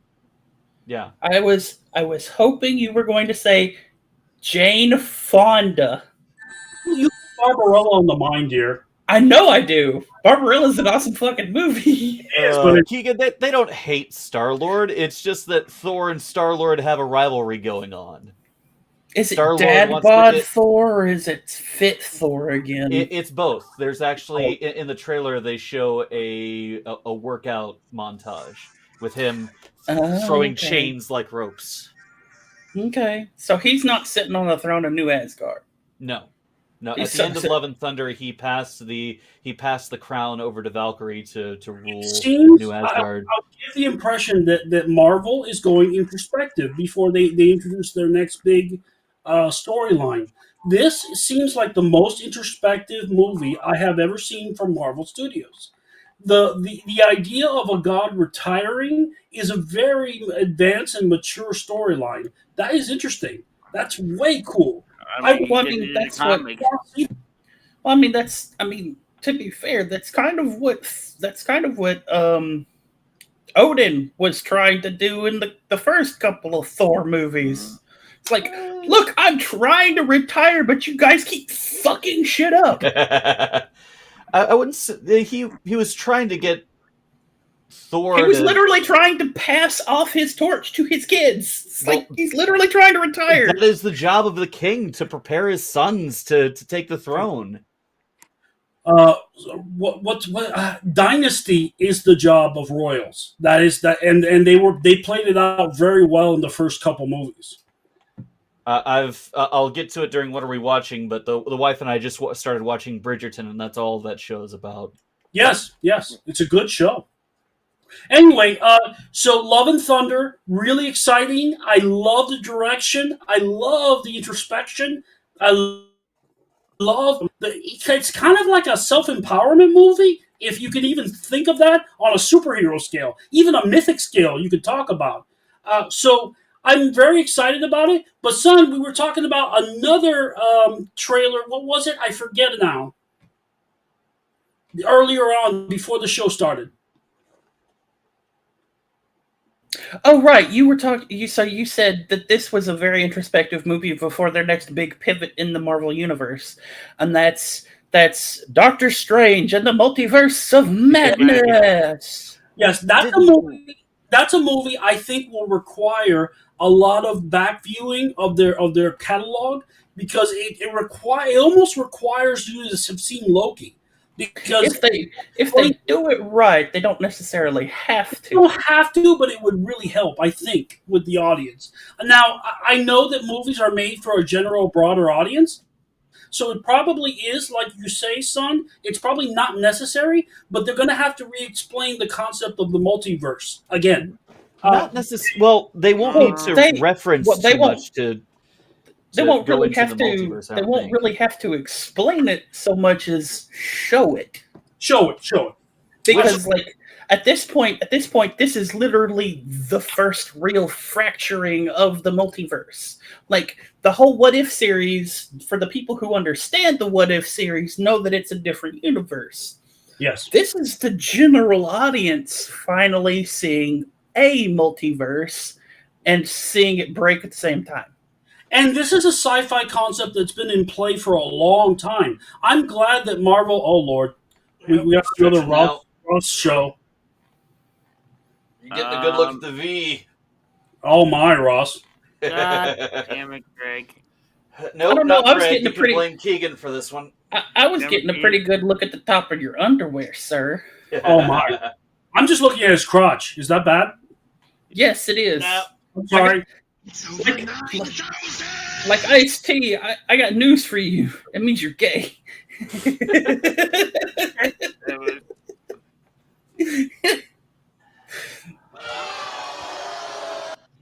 Maybe I just like crotches of all types. No. I mean, it could be like Joe Diaz. I mean, Joe's nothing but penis jokes. Okay. Anyway, so the multiverse has lots of different Doctor Stranges on display, and I'm fascinated. I'm in. I'm all in. Well, so this trailer, not only did it show it really didn't show Doctor Strange. It just had a monologue from Doctor Strange, this whole fucking trailer. It had like 3 Stranges, and that was cool. Right. It did finally show off Doctor Strange, but like he was monologuing for a good portion of this trailer. Well, and I'll be honest, I don't know if this was like the full trailer or just a TV snippet, because that's what I saw. Right. But what I saw was just monologuing as like you've got a Doctor Who tunnel thing going on. Yes. And then the first character that I saw from this trailer was not Doctor Strange. It was Wanda. Well, Wanda's going to be a big part. I knew from WandaVision she was going to be a big part of the mystical side of Marvel. Yeah, well, she has to. She has to. At this point, there's no choice. Agatha playing a big role and Wanda coming back for her own series. Again, I think that she's going to play a pivotal role in the mystical side of different projects. I mean, this was I'll be completely honest. This is the reason Disney went out of their way to acquire 20th Century from Fox. Interesting. And all of those, because they wanted to pull the Marvel universe back together to have it all under a single house. That's why they tried pulling Spider-Man out from Sony. Yes. And Sony was like, "Oh, wait up. Whoa. This is our cash cow. We can make an arrangement, but you're not taking it."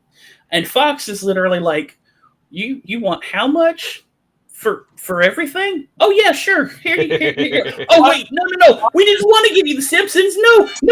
Give it back." Yeah.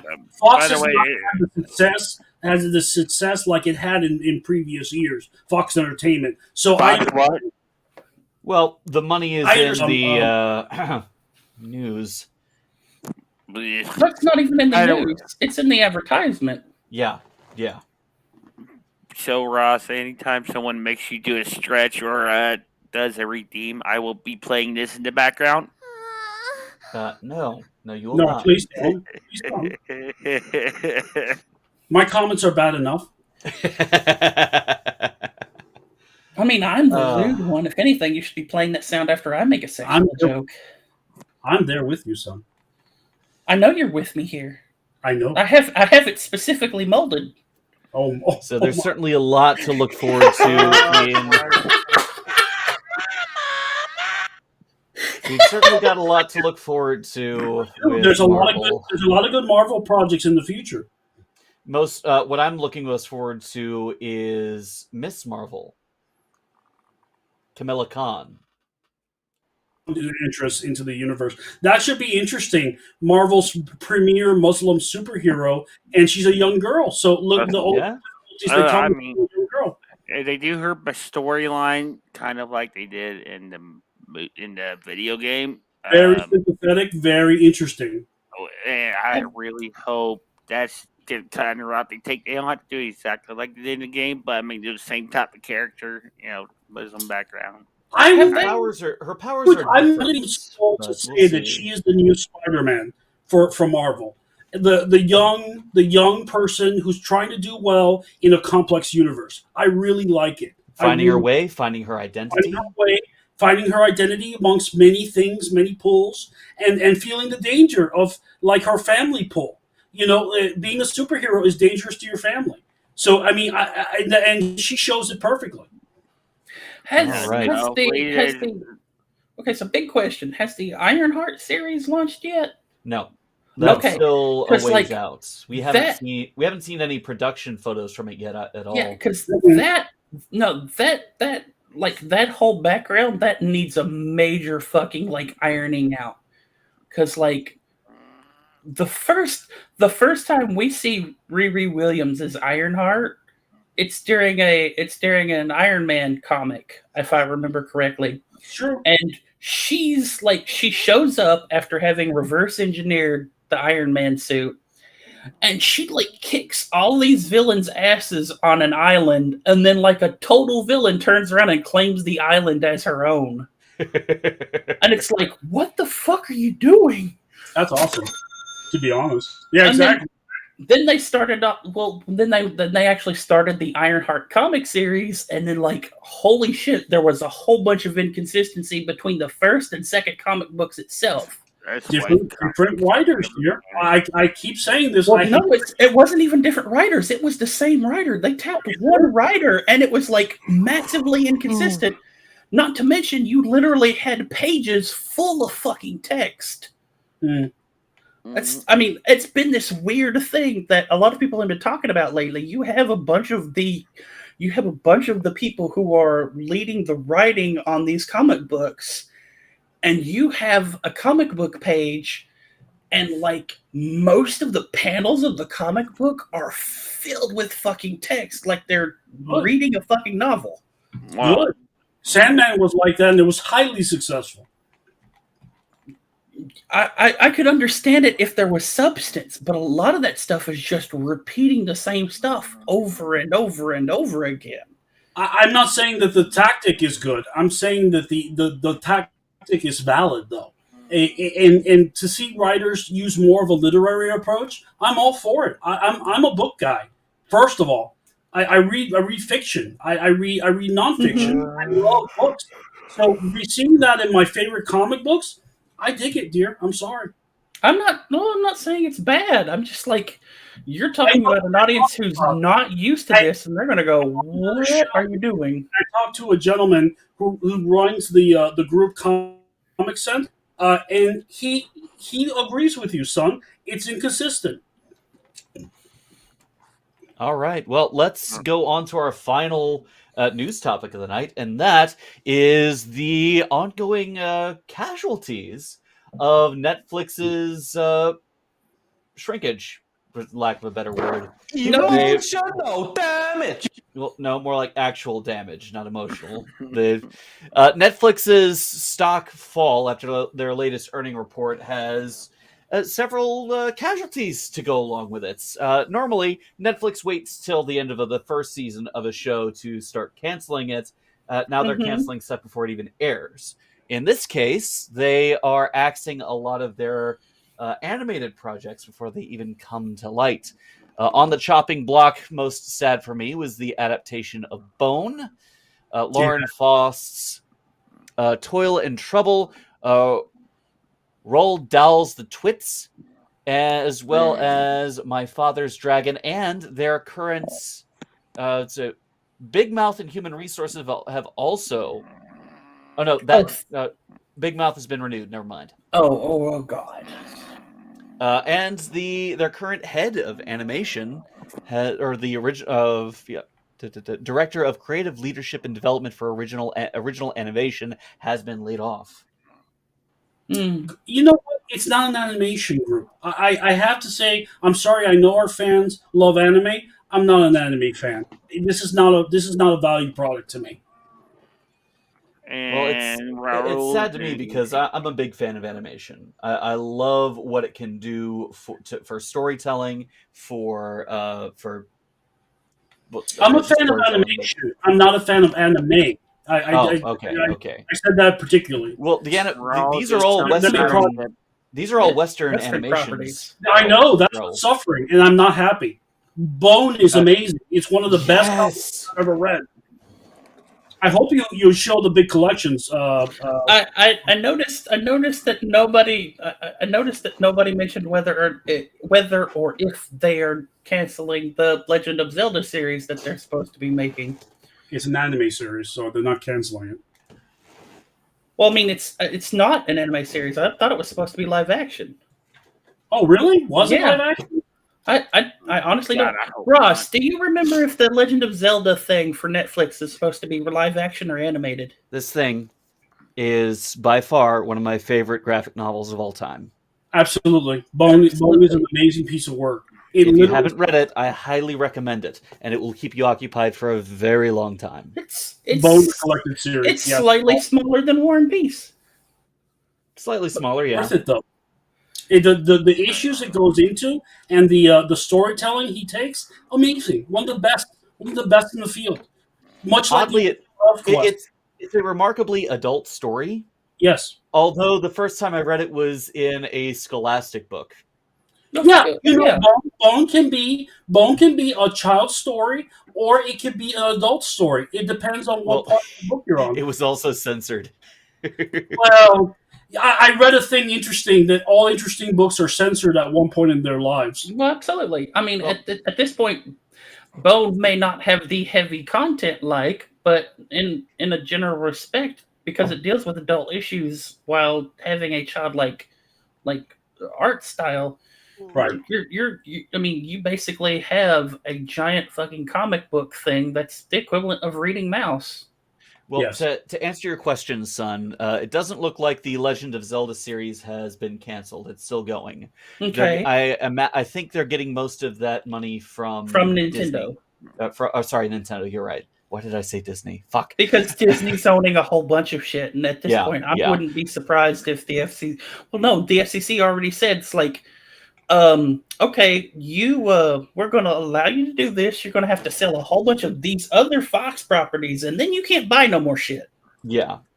So, Disney's not allowed to gobble up any more shit. I am surprised they canceled the Roald Dahl series because they spent a lot of money to acquire the rights to his work.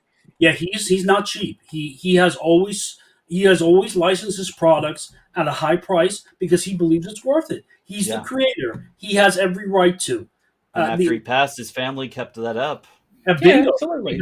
Because they knew. Look, man, Ronald Dahl is one of the best children's writers that we have ever had. And in that group, I the Peanuts creator. God, what's his name? Charles Schwartz? No.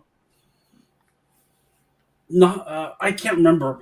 Anyway, Louis Sacker is one of the top ones on my list. Yeah, I'm also thinking of what's his name? Who did Horton Hears a Who? Dr. Seuss. Dr. Seuss. Dr. Seuss. Dr. Seuss is one of the greatest, and them. So I mean, Ronald Dahl priced himself at a point where he respected himself. That's what writers have to do. Most media is now copying off of writers. Well, guess what, writers? Respect yourself. Price yourself correctly.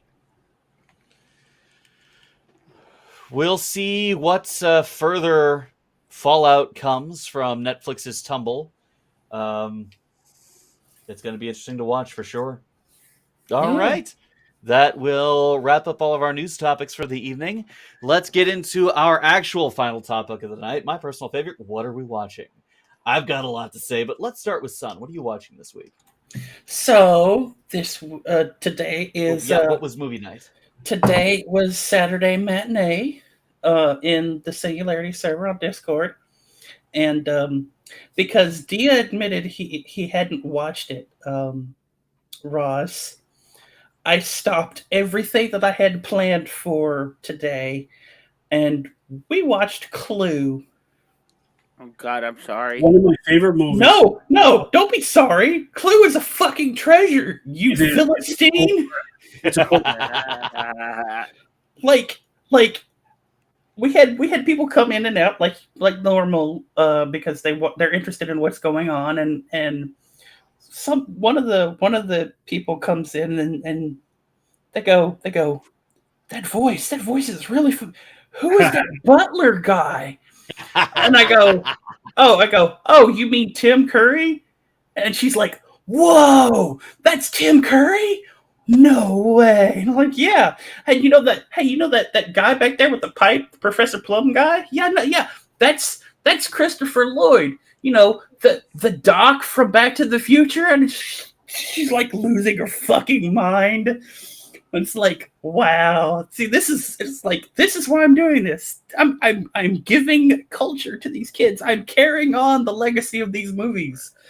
Like the 80s, when movies could do insanely stupid shit, like Clue having a Scooby-Doo chase scene at the end to explain all the fucking murders. I miss the 80s. I miss the 80s. I don't Movies miss were the 80s. such fun. But I'm like I also had to point out to them, like, because we got to the end of the first, like, this was a TV run, like what we watched was a TV version. So like when Christopher Lloyd goes, oh shit, it was censored out to be, oh shoot, right? And it's like, oh, we're watching the TV version. And once we got to the end of the first one, and then it cuts over and says, that's one way it could have happened. But how about this?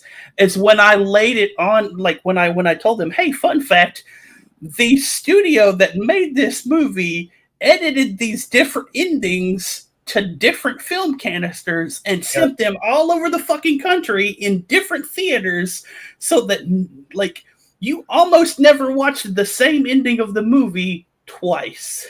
And there was a contest. I remember this very particularly. When you're supposed to watch the movie, you're supposed to watch for the particular ending, and wrote them in first. You won something like $1 million or $100,000. If somebody can confirm this and put it in our group, I would really love it. But it's something I remember particularly and trying to do as a kid, which is hard, by the way. So you know, it was what it was. It was cool. It's a cool cult movie. I love it.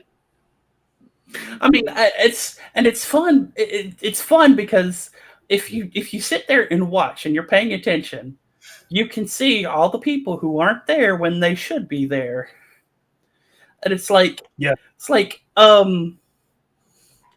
in the beginning, after Mr. Body's dead and Yvette starts screaming because Mr. Green goes, the brandy could be poisoned, and Yvette starts screaming from the other room, and they all get up and rush to go to the other room.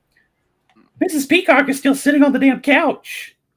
And when they all come back from the other room, having Yvette in tow, Mrs. Peacock is in the front of all of them, just sitting down. It's like, why is she just sitting down? You guys left her sitting on the couch. She didn't get up.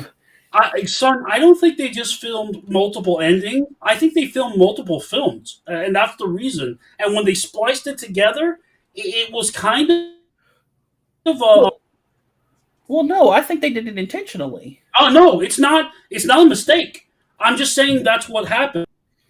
Uh-oh, we lost Raul. Oh no. Oh no. But yeah, no, like honestly, Clue seems like the one like it's the 80s. It's the 80s. And in the movie they're portraying New England in 1954. The kind of early middle of McCarthyism. So like everybody who's being blackmailed is being blackmailed because they could be dirty commies. Well, why is Mr. Green being blackmailed? The only reason he's being blackmailed, apparently, is because he's gay. Oh no. And the quote-unquote true ending of Clue at the end is the gay guy is literally the FBI agent and is the only good guy in the entire film because everyone else winds up murdering someone else. Oh, where did you go? So it's like, you have an 80s movie that was more progressive like than any fucking thing. And the closing line of the entire fucking film, knowing he's gay, the entire line, like the closing line of the film, is Mr. Green going, "I'm gonna go home and fuck my wife." It's like, Jesus Christ, laying it on a little thick there, huh? So yeah, no, that was a. I'm loving Saturday Matinee because I mean, not only am I watching movies that I haven't seen in a while again, I'm showing it to like a younger generation who has never even thought these things exist. No wonder, like when stuff comes out, everyone thinks it's new, this, and never been done before. It's like, Jesus, nobody sat you down and had you watch this shit. It's like when somebody goes, the first female lead in a sci-fi thing, and I'm like, oh my god, nobody sat you down and watched Alien, did they? Nope. So yes, like it seems to be my duty to be mother to the whole bunch of people and to be the purveyor of nerdy shit movies. So You're yeah, doing God's work, son. absolutely. Well, thank you. Justin, what did you watch this week? Let's see. So this week I did a little bit different. Let me find it. There it is. I did the Iron Blooded Orphans Mobile Suit Gundam anime on Netflix. I've been wanting to watch it for a while, and I finally had time to sit down and go through the seasons. Pretty good show. He's back. Yay! Sorry about that. We'll forgive you this time. But yeah, it's not a bad show. And other than that, Picard and Moon Knight and Halo and our usual YouTube stuff, I've been playing Mech Warrior 5, Mercenaries, Game Pass. We were going to be playing that tonight, but things did not quite pan that out. We might do a stream sometime in the week where we have a game night. So we want to partake. I'm trying to talk Greg into a game of Among Us because I want to whoop him at least once. Yes, I see you over there chatting away on YouTube there, Greg, to answer your question, no. The 3 Star Wars movie never really treated Leia like a main character. She was always like a side character in the story. Thanks, George. But yeah, that's how sus yourself. But yeah, that's pretty it. Let's see here. Okay, who's next? All right, Raul, what did you watch this week? I was on vacation with my elderly father in Miami, so I did not see much. I was about to see the new Batman movie with Pete Patterson, but unfortunately, I got food poisoning in one restaurant, which I will not name in Miami. But if anybody's curious about on the restaurant to avoid, message me on Facebook, and I will definitely reveal the name. It is not good. Well, So, I have a that's real question. shitty. I have a question. Was the flight short enough to not have an in-flight movie? You know what? They had Spider-Man: Homecoming, but our internet was down, so we couldn't see it. It was pretty terrible. God, that's the fucking worst. The airplane can't even show the fucking movie. Well, I was so excited to see it too. I was like, "Yay! I haven't seen it yet," and unbelievable. Well, Greg says you got the dancer's hip, so Trust me. I went dancing and I felt old. Yes, that did happen. You went dancing and your shoes felt too tight. Not too tight. That's a Babylon 5 reference. I understand, dear. How in the hell would most people understand that? But yes, I understand, dear. I was a big fan. Only us old people will understand Babylon 5. My God. I think hopefully we can say soon that with the new production, he will get new fans, and it will be awesome. I hope so. Especially if he's doing Stargate. Oh my God. Yeah. Well, he's doing Stargate at the same time, which should be he's going to be a busy boy. As far as I know, the Stargate one has got approved, but the B5 reboot, he's still trying to sign onto a network. He was trying for CW, but they said no. So, yeah, it's too high quality for CW, to be completely Yeah. honest.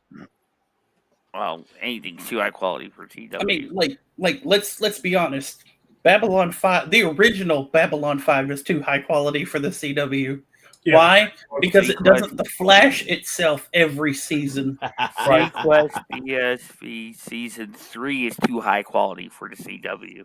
That is a little insulting. Season 3?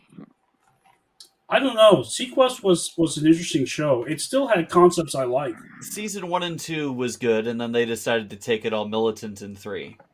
Yeah, but Adult Swim C Lab 2021 is too highbrow for the CW. that's true. CW is not known for their quality. Sorry, I love that show.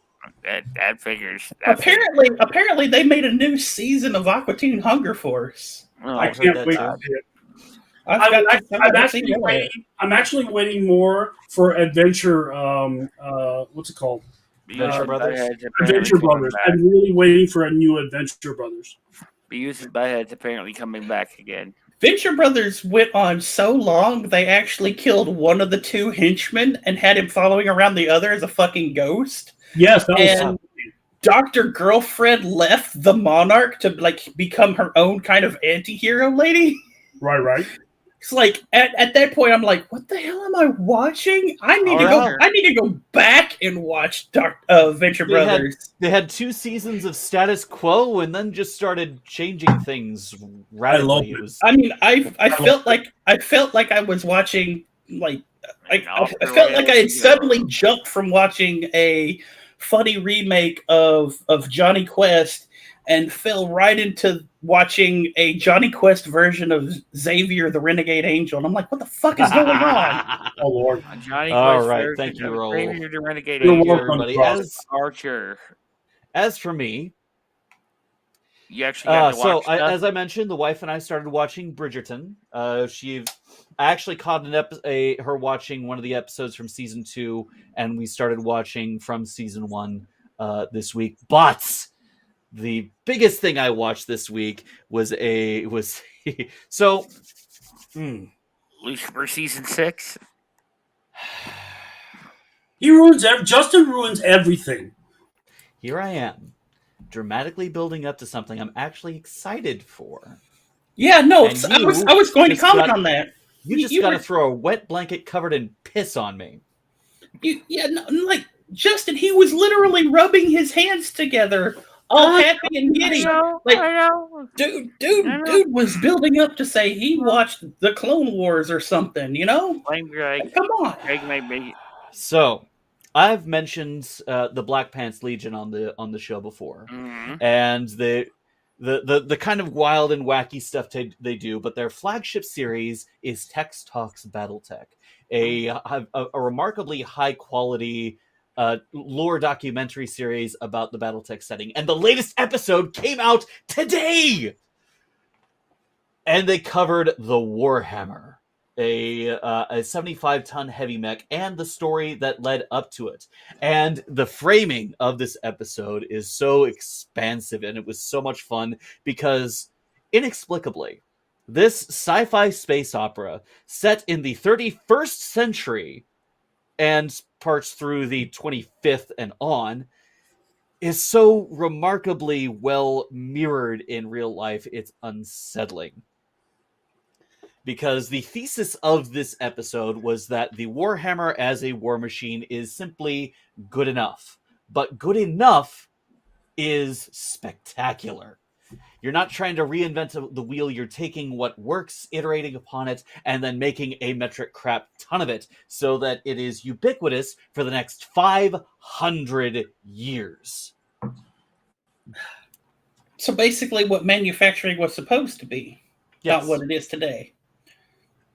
Well, that's exactly the point, because the first thing he does is talk about a warship that was created to be the pinnacle of weapons development for its day, the most high-tech technology, the best of the best of everything they could do, and it was they drafted up all of these grand plans, and then without creating a prototype or a test bed, they just sent it straight to mass production. Oh, no. So I was listening to him talk about this and the process that they went through to create it, and my head went, "Oh my god, it's the LCS! It's the Littoral Combat Craft, the ship that the U.S. Navy created that can't go into the open ocean The canoe. because its keel breaks, Yeah, because it's an aluminum ship with no draft." Smart. Even non-nautical people understand that term. It's not smart.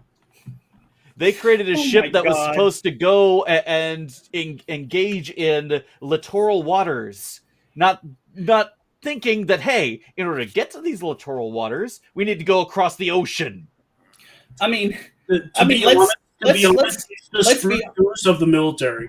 let's be honest. This is how you know officers designed a thing and not engineers. And here's the kicker: they made 2 variations of the hull, and they were still low draft with the low draft skimmers and with no corrosion protection. What happens when you have aluminum and steel joined together and add salt water? Oh, I don't know. Galvanic corrosion, Yes, bad time. aka rust. Rust Rust is bad at sea. in the middle of the sea. But it's great in space. It's even worse in space. But No, it's not. Like, They, not if here, you're playing, here not he if you're playing is EVE talking Online. about this fictional starship with a story that sounded like that was lifted straight out of just 10 years ago, but this was written back in the 80s. Sci-fi predicts the future. It's that simple. Oh, but Tex and his team do incredible work. They pour a lot of love and passion for the universe they're talking about, and just spin this really compelling story, and then break it up with a silly intermission at the 1 hour point. It's a 2 hour long episode, by the way, and then punctuated with a bunch of ridiculous little commercials for stupid stuff, like a mech gladiator voiceover guy who does a 1-man show of Macbeth poorly. He'll it's kind of like rattle when off this George had us excellent- do those commercials for Bat Radio. Yeah, exactly. He just rattles off this perfect Shakespeare and then improvises a line while the technician curses him out for going off script. And then, and then there's the Steiner Scout Squad. It's they call it a Scout Squad, but it's for 100-ton mechs of guys that speak very bad German. Well, no, it's actually very good German, but and then stomp around everywhere, killing everything in sight because of course, it's absolutely stealthy if no one can say that you were ever there. It's the commando of Arnold Schwarzenegger commando technique. Yes, He's the best special forces in the world because no one survives anything that he does. But 65 feet tall, of course, and made of metal. It's an amazing series, and each and every one of these episodes is also punctuated with a fundraiser. And for this one, he was raising money for St. Jude's Children's Hospital. And beautiful. When I watched it, by the time I finished watching it, they had already raised $8,000. That's beautiful. That's beautiful. Everybody loves stopping murder robots. Yes. Well, and nobody likes sick children. So obviously very, very well positioned. And in the intermission, I learned that the People's Republic of North Korea, or the People's Republic of Korea, have a Twitch channel. I'm not surprised. Is anybody surprised? They invited Dennis Rodman to their country to trash it. So he lives there. He lives there now. I didn't even know that. I don't know. Maybe I know Sylvester Stallone lives in Russia now. I have no comments on Sylvester. I've never liked the man. Or not Stallone. Van Damme. Jean-Claude Van Damme. That's even worse. Anyway, the Black Pants Legion, it's absolute craziness. It's what I want to model Live, Love, Play off of now. Give it a watch if you're interested in the BattleTech setting. When Justin and I eventually play MechWarrior 5, I'm going to talk his ear off on lore. It's a lot of fun.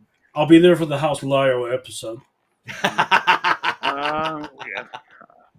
real quick before we finish off for tonight, we will be creating a real Super Geeks Twitch channel. We'll have this in the being sometime over the course of the next week, and it will be like the central place where for all things Super Geeks on Twitch. We've been talking about wanting to have a central location for a while. Everybody will still have their respective channels like we do now, but like the Super Geeks channel will be our main. So what this means is we will no longer be broadcasting off of Facebook and YouTube. However, we will be uploading videos to YouTube in a slightly edited form. It, We're editing Greg out.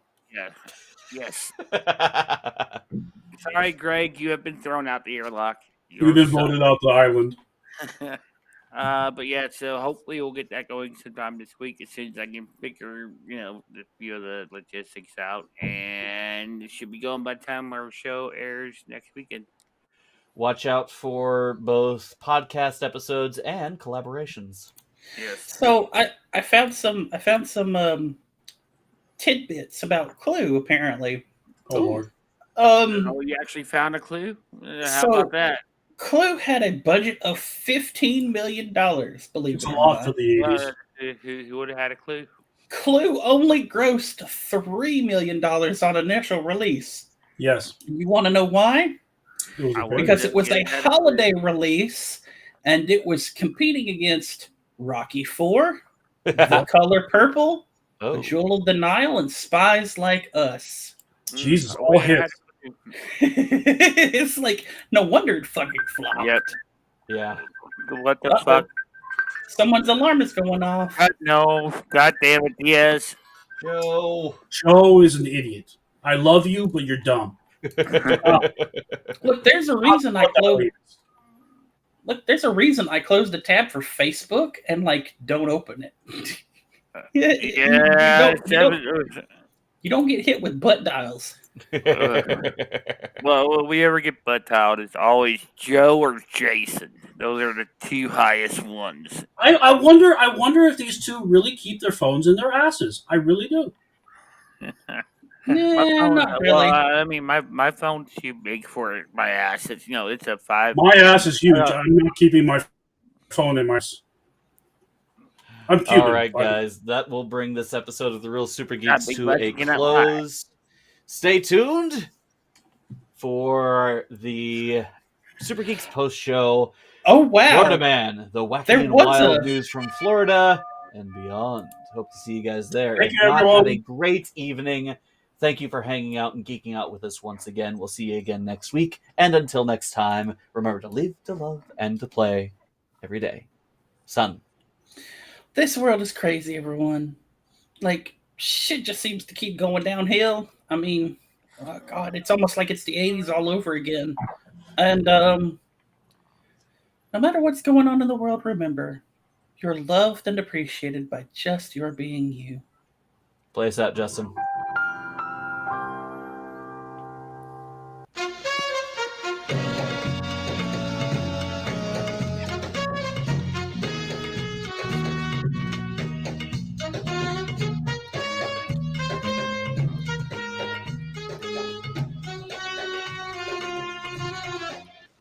All right. So here's another one. I don't have the first name of, but Lynn, I assume is the guy who filmed the movie. Ultimately wrote, filmed, and discarded a fourth ending to the movie, Clue, where Tim Curry commits all the murders. All So, right. yeah. So, Lord man. Hopefully, we got some good ones this week.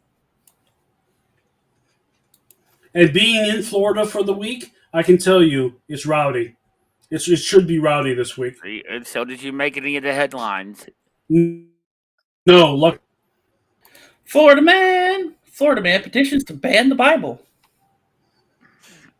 That was I forget that, was it Channel 5 or the guys from All Gas No Brakes? I mean, look, just that name alone sounds fitting for a Florida man. All gas, no All brakes. gas, no brakes. It's Just they're a bunch like- of it's a group of that's the creators who just go embodiment. around talking to people and letting them talk and elaborate on their own crazy ideas, Mhm. so they kind of realize how crazy they sound themselves. Yeah, they're giving people I enough rope to hang Florida themselves with. man. I'm surprised we haven't gotten Florida out of Ukraine. I'm surprised that no Florida man has actually volunteered out there and done some crazy shit. Like I don't know. Look up the Ukrainian Foreign Legion. Oh, I've been watching.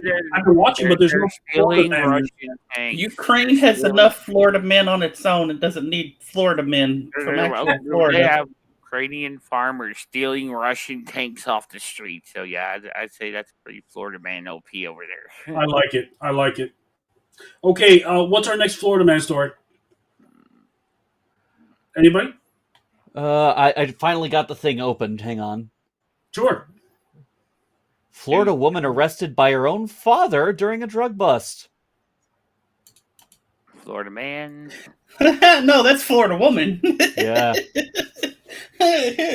Florida woman arrested by her own father during a drug bust. That's the one I just but said. Yeah. Oh, that's a Florida woman story, not a Florida man story. Yeah. You know? Father was arrested man.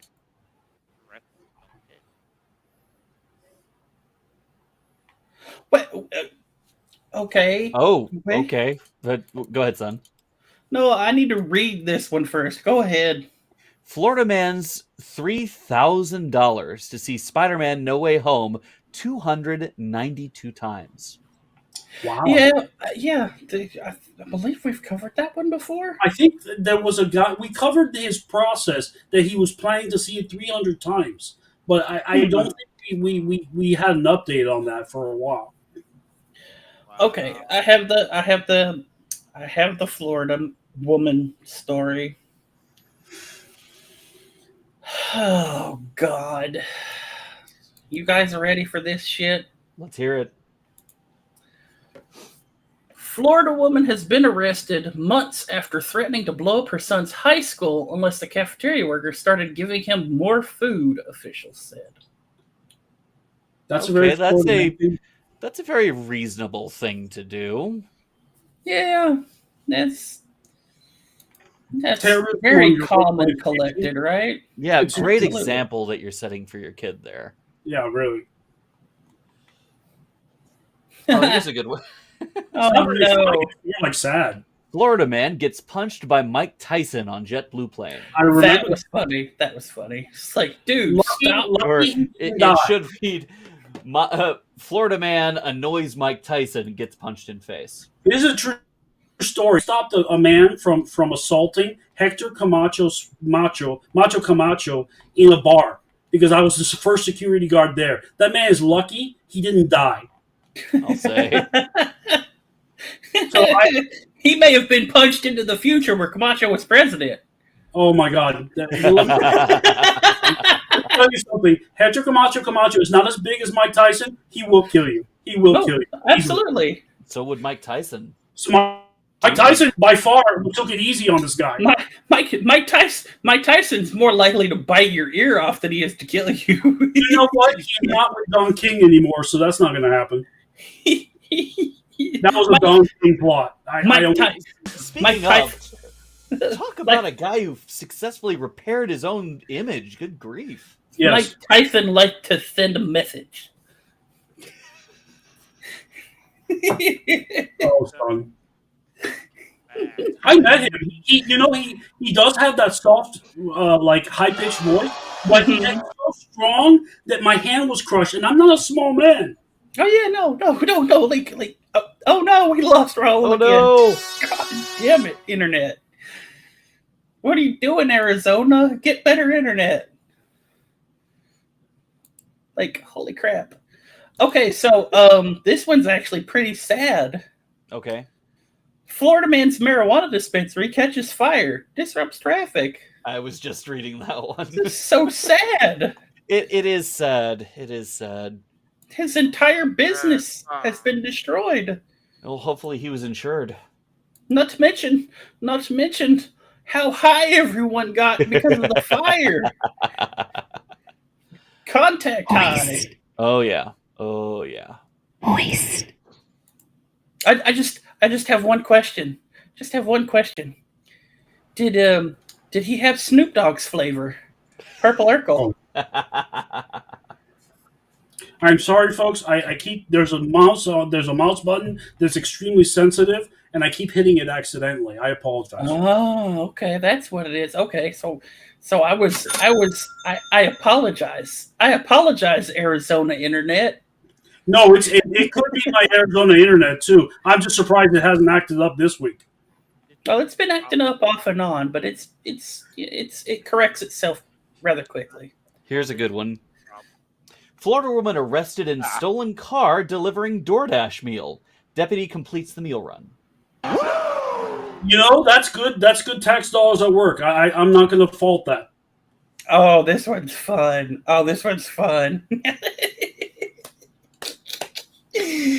Gatorland announces Gatorpalooza, a 2-day festival with a quote-unquote Florida man race through a gator-infested swamp.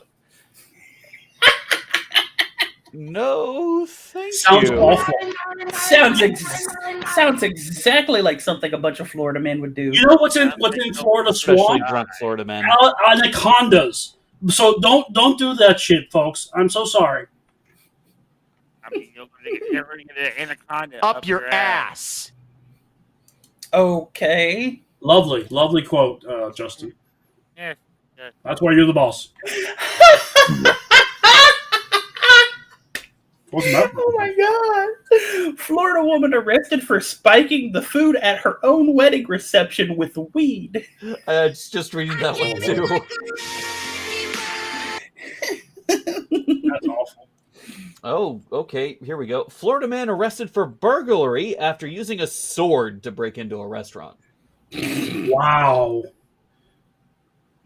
That sounds like GTA. Now you would do the wrecking ball one, Justin. That was perfect for the wrecking ball. I came in like a No.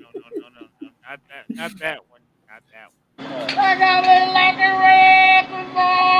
There you go. That's Florida man. Do the one with Jeremy Iron. Jeremy, what's his name? The porn star. Mike Sins? No, Jeremy. I forget his name now. Ron Jeremy? Ron Jeremy. There we go.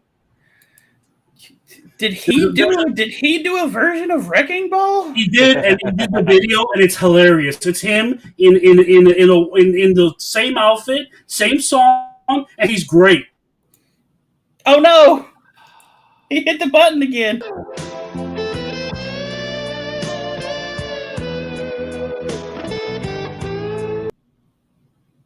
That was good. That was well done. That was actually well timed, Justin. Yeah. Florida man, I drunk need driver. Little Mouse is what this is. Florida man, drunk driver, gets lost in Clearwater, calls 911 on himself. Well, that's one way to use your GPS. Look, at least okay. I'm glad I'm glad it wasn't the story that I'm looking at, because I wouldn't say that one. Drunk drivers in Florida are dangerous. Well, drunk drivers anywhere are dangerous.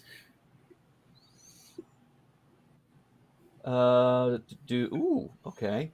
Florida woman gets 6 years using Bitcoin, dark web, to hire a hitman to kill ex-boyfriend's wife. He broke my dick.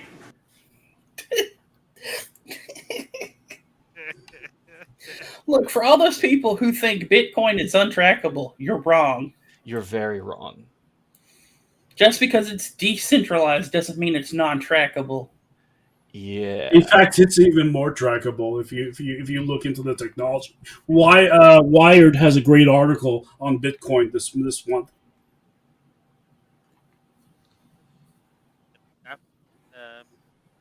government. I'm sorry, Justin, we can't hear you, brother. Oh, she spent $12,000 in Bitcoin. Holy shit. Yeah. Now remember, one Bitcoin is whatever the current stock market price is. That's the cost of one Bitcoin. No. That's One right. whole There's only Bitcoin. 17,000 released. What? So like So what you you're can trading buy- off of is the bits of a single Bitcoin. Yes. Whoa.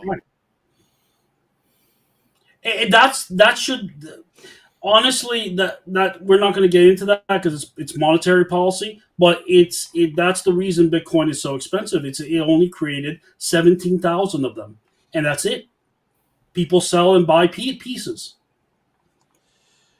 Oh boy, here's a good one of the play stupid games, win stupid prizes. Florida man enters cage with tigers to prove them chicken. Gets mauled. What? Oh God. I'm So I'm good. surprised he's not dead. Tigers are amazingly strong. Oh yeah, they're dangerous as fuck. Yeah, they're man eaters, and they're not scared of humans. So don't even try that shit. I know a few women who are like that. Well, more than just women, but I'm just, He broke my dick! Yeah, Florida basically. woman, TSA officer, arrested for faking burglary report as an excuse that she was for an excuse to be late to work. I'm doing my part. Oh my God, no, that's a wrong one to play, Justin. Oh my God. We covered that one before. Florida man tries to rob the Waffle House with finger guns. That was hilarious. It might work in Waffle House. It did work. It That's did the work. sad part. That's the sad part. That's literally the sad part. It did work. You know what he stole? I think food, right? He Wasn't it? wound up stealing fucking napkins. Oh my god, man, that is just sad. That's just sad. They were terrified. They were terrified at first because it was like late at night. Everybody was tired, of course, like 3 a.m. They were this dude comes in coked out of his gourd and does the whole finger guns thing to try and hold up the Waffle House. And the only thing he wanted was fucking napkins. Stuff they would have given away free. It's like, holy shit. Dude, seriously? That's a Florida man story, if there ever was one. Shirtless Florida man accused of breaking into restaurant to steal lava cake, cobbler, and ice cream. Mm-hmm. When the sweet tooth I don't cannot blame be him. denied. I don't blame him. Although why the story says he's shirtless, I don't really care. But it's just an added Florida man thing. I mean, it's Florida. It gets hot. It is super Take your hot. shirt off. That's fine.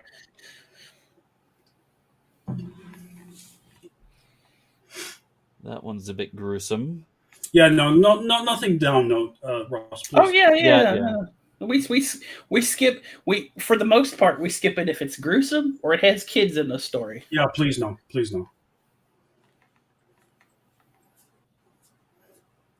Justin needs a haircut.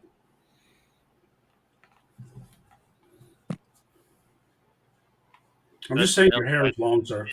Mike. Just a procession of bad ones there. Oh, that's disturbingly sad. Oh my God. Yeah, no, please don't even mention it on there. Yeah, I don't really have. Yeah, I'm at 7 days, and I'm out of good ones here. Let's just end it then, guys. Florida man hit another man in the face with a vacuum cleaner. Police say. That as a person whose family sold vacuum cleaners, that's legit in Florida. Last week we talked about a woman who used a cat to beat her girlfriend. This woman beat another guy with a vacuum cleaner. Mm-hmm. And that's about as good as we're probably going to get for this week. All right, everyone. Thank you for joining us. Oh, thank you guys for hanging out for our post show, Florida Man, the wacky and wild stories from Florida and beyond. We hope you have a good week and a good rest of your weekend. We'll see you again next Saturday. And until then, remember to live, to love, and to play every day. Wait a minute. What? What? Florida man calls deputies for help after tying up a couple for 2 days. What Ah, the fuck? That's bizarre. People Why- are stupid. and especially Florida people. Alrighty, I think that'll do it. All right, guys. Good night.